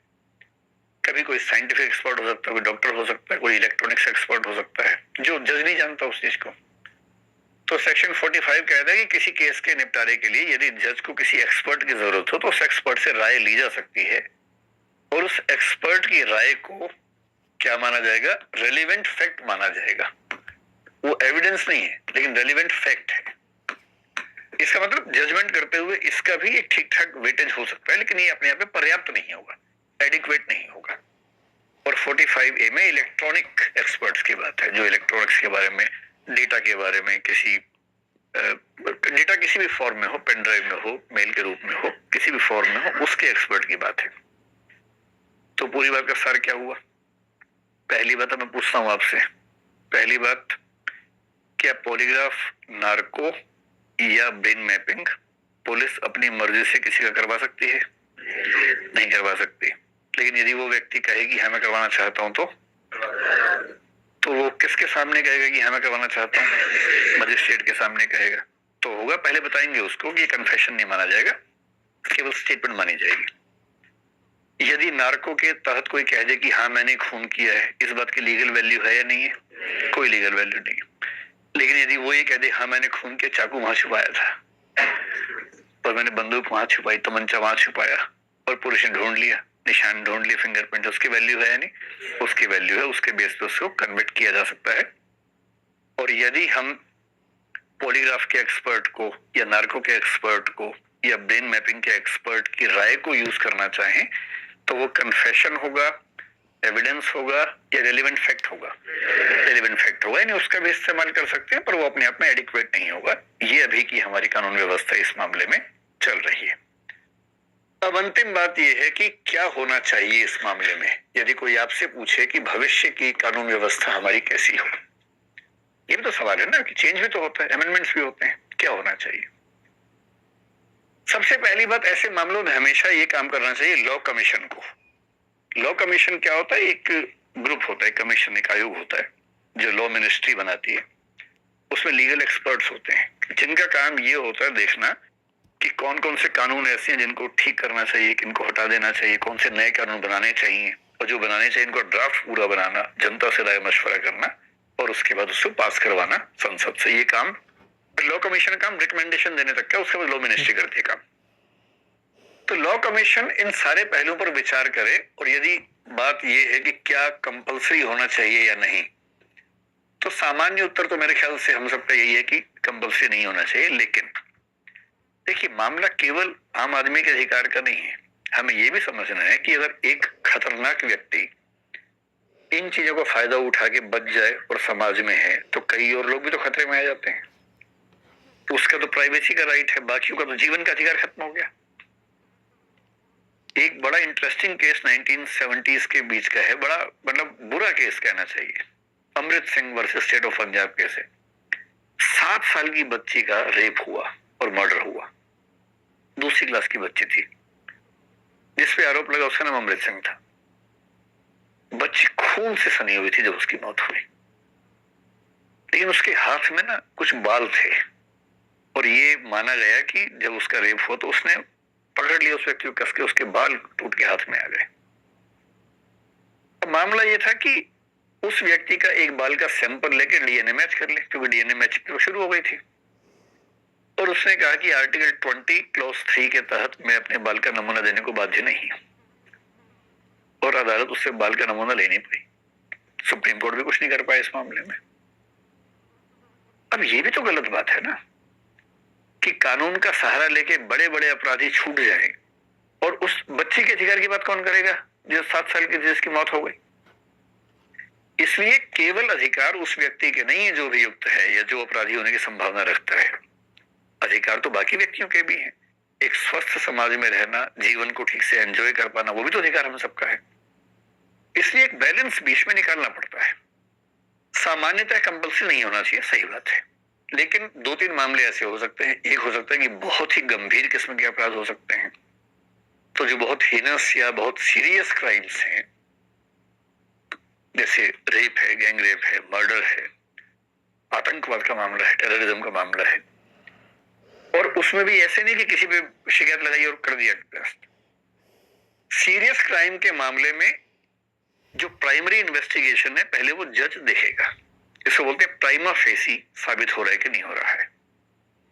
और यदि वो प्राइमा फेसी साबित हो रहा है तो जज के पास ये राइट होना चाहिए कि वो कुछ ऐसे केसेस में, पहली बात क्राइम सीरियस हो, और दूसरी बात इतना एविडेंस जज के सामने आ चुका है कि पहली नजर में दिख रहा है कि हाँ अपराध हुआ है और इस व्यक्ति ने अपराध किया है। ऐसे केस में मजिस्ट्रेट्स को, बेशक सेशन जज को, सेशन जज का मतलब एक जिले का सीनियर मोस्ट मजिस्ट्रेट जो होता है वो, तो बेशक केवल सेशन जज को आप ये राइट दें कि ऐसे मामलों में वो आदेश दे सके कि हाँ इस व्यक्ति का टेस्ट होना चाहिए। और उसमें ब्रेन मैपिंग को हम सबसे ऊपर, क्योंकि ब्रेन मैपिंग में धोखा भी नहीं दे सकते और रिस्क भी नहीं है उस व्यक्ति को। भाई नार्को में समझ में आता है कि 1000 में या लाख में एक व्यक्ति को नुकसान हो सकता है, पॉलीग्राफ में झूठ बोल सकता है, ब्रेन मैपिंग में तो वो सब हो नहीं सकता है। तो ब्रेन मैपिंग जैसे टेस्ट के लिए अनिवार्यता करे। और दूसरी बात यह है कि जो हैबिचुअल क्रिमिनल्स हैं, ये हैबिचुअल ऑफेंडर्स हैं, मान लीजिए अभियुक्त तो नहीं, जिन पर अपराध साबित हो चुके हैं, 2-3 बार सजाएं काट चुके हैं और वो भी सीरियस हैवी क्राइम करते हैं, तो एक ऐसा क्लासिफिकेशन हो सकता है कि कौन कौन से क्राइम करने वाले व्यक्तियों को इस कैटेगरी में रखेंगे, और यदि ऐसा व्यक्ति किसी मामले में फिर से अभियुक्त बनता है तो उसका टेस्ट करवाने के लिए हम कर सकते हैं। एग्जैक्टली तो लॉ कमीशन बताएगा, हम तो केवल एक मोटी मोटी बात कर सकते हैं, खाका बना सकते हैं। अब दूसरी बात है, क्या इसको एडमिसिबल मान लेना चाहिए कि किसी ने नार्को के नशे में बताया कि हाँ मैंने खून किया है। सरकार का विचार ये था उस मामले में कि सर इससे काम जल्दी निपटेगा, 3rd डिग्री भी नहीं करना पड़ेगा, कन्विक्शन रेट बढ़ेगी, एक्विटल मतलब छोड़ देना, वो रेट बढ़ेगी, फायदा है। पर सुप्रीम कोर्ट ने ना भाई हम तो ऐसा नहीं करेंगे, आपको करना तो संशोधन कर दीजिए। मेरे ख्याल से एडमिसिबिलिटी के मामले में अभी रुकना चाहिए, अभी जो स्थिति चल रही है वो ठीक है। अभी सेक्शन 27 कौन से एक्ट का सेक्शन है? इंडियन एविडेंस एक्ट का, अभी 27 के तहत चल रहा है, तो उसको हम चला सकते हैं। लेकिन आज से कुछ साल बाद हो सकता है कि BEOS या ब्रेन मैपिंग जैसी तकनीकें बहुत आगे के स्तर पर चली जाए। आजकल MRI यूज करना शुरू कर दिया है, फंक्शनल MRI एक टेस्ट होता है, और आज से 20, 25, 50 साल बाद हो सकता है कि ऐसे स्कैन ब्रेन के होने लगे कि कुछ कहने की जरूरत ही ना पड़े, ना रिस्क हो जरा सा भी।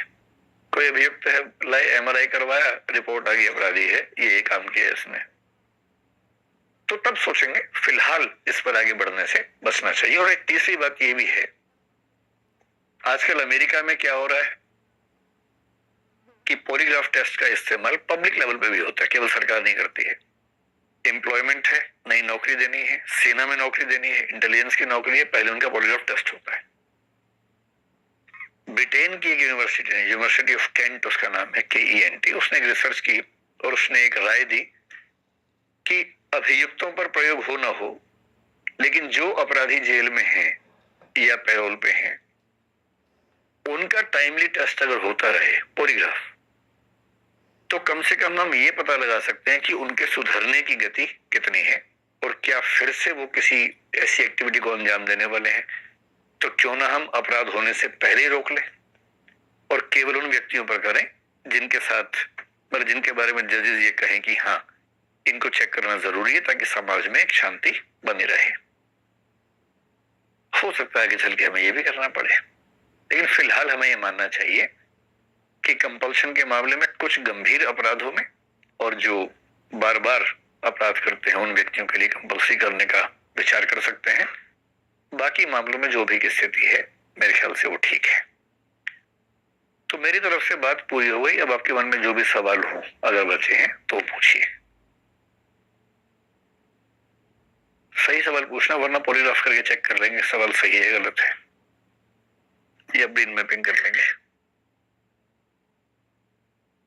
कोई सवाल नहीं आप लोगों का? शुरू में तो बड़े उत्साह में थे कि बहुत सारे सवाल पूछेंगे। थक गए या सवाल नहीं आए मन में? थक गए बहुत ज्यादा? हाँ पूछिए भाई। सर जैसे पॉलीग्राफ टेस्ट कोई अपराधी नहीं कराना चाहता है तो वो अपराध माना जाएगा उस पर या नहीं माना? नहीं, अभी तो स्थिति ये कि अगर कोई पॉलीग्राफ के लिए मना कर दे तो फिर हम टेस्ट नहीं करवा सकते। सिविल केस में फिर भी करवा सकते हैं, क्योंकि जो आर्टिकल 20 क्लॉज 3 की छूट है केवल क्रिमिनल केसेस में है। सिविल केस में थोड़ा दबाव बना सकते हैं। जैसे आपने एक एनडी तिवारी का केस सुना होगा। एनडी तिवारी यूपी के सीएम थे। एक लड़का था रोहित शेखर, उसने क्लेम किया कि मैं इनका बेटा हूं। अब ये बाप बेटे का मामला सिविल मामला है, क्रिमिनल नहीं है।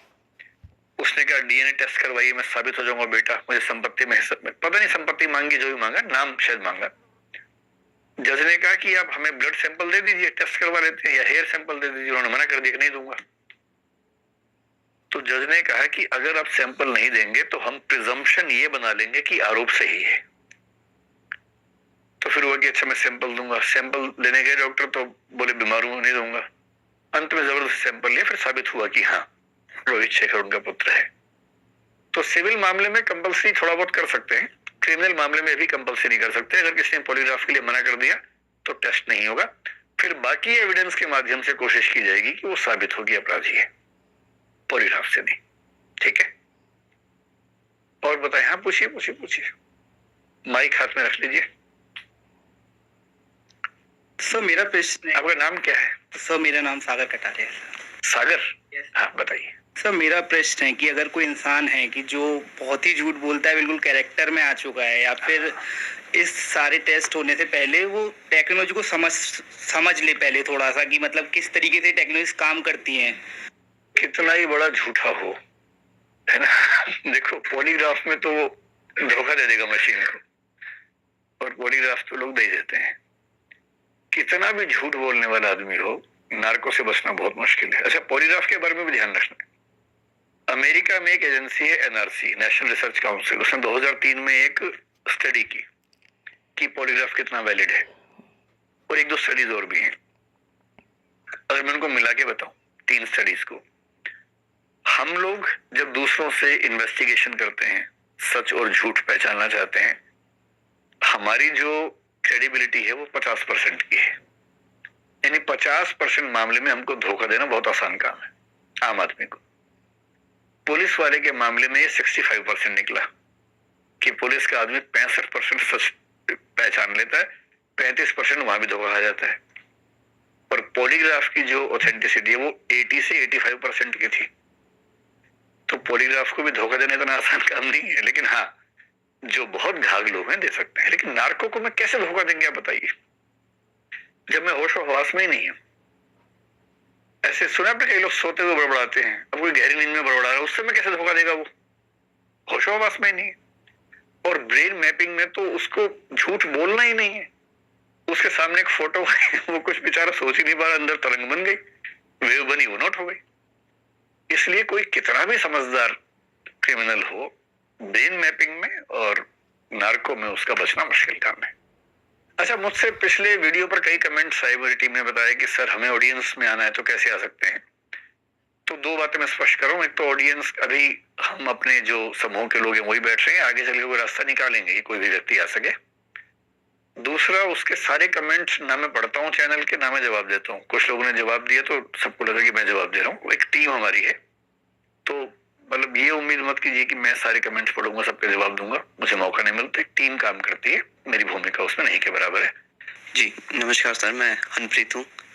सो बेसिकली सर मेरा क्वेश्चन ये था आपसे कि जैसे नार्को टेस्ट में आपने ये बताया कि अगर मैंने बोला कि मैंने कोई अपराध किया तो वो जस्टिफिकेशन नहीं है जज के सामने, बट और आपने दूसरा पॉइंट ये बताया कि जैसे अगर हम घुमा के उससे क्वेश्चन पूछ सकते हैं कि चाकू वहाँ पे है या जो भी आपने एग्जांपल दिया, अगर एक ऐसी सिचुएशन हुई कि पुलिस ही अगर उसमें मिली हुई है और नार्को में हमें तो होश है नहीं, तो अगर हमारे फिंगरप्रिंट लेके या कोई भी वेपन लेकर अगर खुद पुलिस ने उस वेपन को वहां पे दफनाया हो तो उसकी क्या जस्टिफिकेशन रहेगी अगर अगर पुलिस आगे जो है कोर्ट के ऊपर जाती है तो? मतलब भारतीय कानून व्यवस्था में ना अपराधी साबित करना बहुत मुश्किल काम है, बेकसूर साबित होना बहुत आसान काम होता है। ठीक है, फिंगरप्रिंट मैचिंग वगैरह इन सब के लिए इंडियन एविडेंस एक्ट में पूरे प्रोसीजर दे रखे हैं। उन प्रोसीजर के अलावा कुछ कर नहीं सकते, और उसमें एक ही चीज की वीडियो रिकॉर्डिंग होगी, सब चीजें होंगी, और उस पर जो वकील होता है उस पक्ष का जो अपराधी के पक्ष में है उसको पूरा अधिकार है कि वो पूरी जांच की कार्रवाई पर सवाल खड़े कर सकता है। इतना आसान नहीं होता है। लेकिन ये बात सही है कि नार्को में उसने कुछ कहा, उसकी वैल्यू नहीं है। जैसे मैंने तेलगी का एग्जांपल दिया, तेलगी ने नार्को टेस्ट के तहत 2 नेताओं के नाम बोल दिए। बाद में जब कोर्ट में हुआ, मतलब सेक्शन 164 के तहत जब उसकी गवाही हुई, तब उसने नाम नहीं बोले। उससे पूछा भी गया क्या किसी व्यक्ति का नाम कोई शामिल है, उसने कहा नहीं, कोई शामिल नहीं है। तो क्या माना गया कि कोई शामिल नहीं है, जबकि उसने नार्को में नाम बोल दिए थे। तो फिलहाल ये है कि भारत में किसी बेकसूर को अपराधी साबित करना आसान काम नहीं है। ऐसा होता होगा कुछ केसेस में, लेकिन आसान काम नहीं है। और मतलब उस वकील के पास अधिकार है ना सवाल खड़े करने के लिए, करते ही है। सर, मेरा नाम प्रियंका है और मेरा सवाल ये है कि अगर कोई अपराध हुआ है और वहाँ पे कोई आई विटनेस है, तो क्या दूसरा पक्ष उस चीज में ये बोल सकते हैं कि हम इनका पॉलीग्राफ या नार्को टेस्ट कराने की हम अपील कर सकते हैं उसमें? अपील तो कर सकते हैं, और ये जो विटनेसेस हैं उनके मामले में भी हो सकता है कि पॉलीग्राफ की बात करें, लेकिन वही बात है कि उसकी कंसेंट होना जरूरी है। अगर वो विटनेस कंसेंट ना दे तो फिर नहीं हो पाएगा, किसी का भी नहीं होगा, ना अभियुक्त का ना ही किसी विटनेस का। ठीक है, और सेक्शन 164 जो है ना, ये 161 है, ये अभियुक्त के लिए भी है, विटनेसेस के लिए भी है। तो ठीक वही प्रोसेस पॉलीग्राफ पे भी लागू हो जाएगा, विटनेस भी और अभियुक्त भी, दोनों के लिए। ठीक, समाप्त करें फिर। चलिए, बहुत बहुत धन्यवाद, और मुझे उम्मीद है कि आप लोग बहुत बोर नहीं हुए होंगे। तो जल्दी ही फिर कभी मिलते हैं। ठीक है, धन्यवाद, शुक्रिया।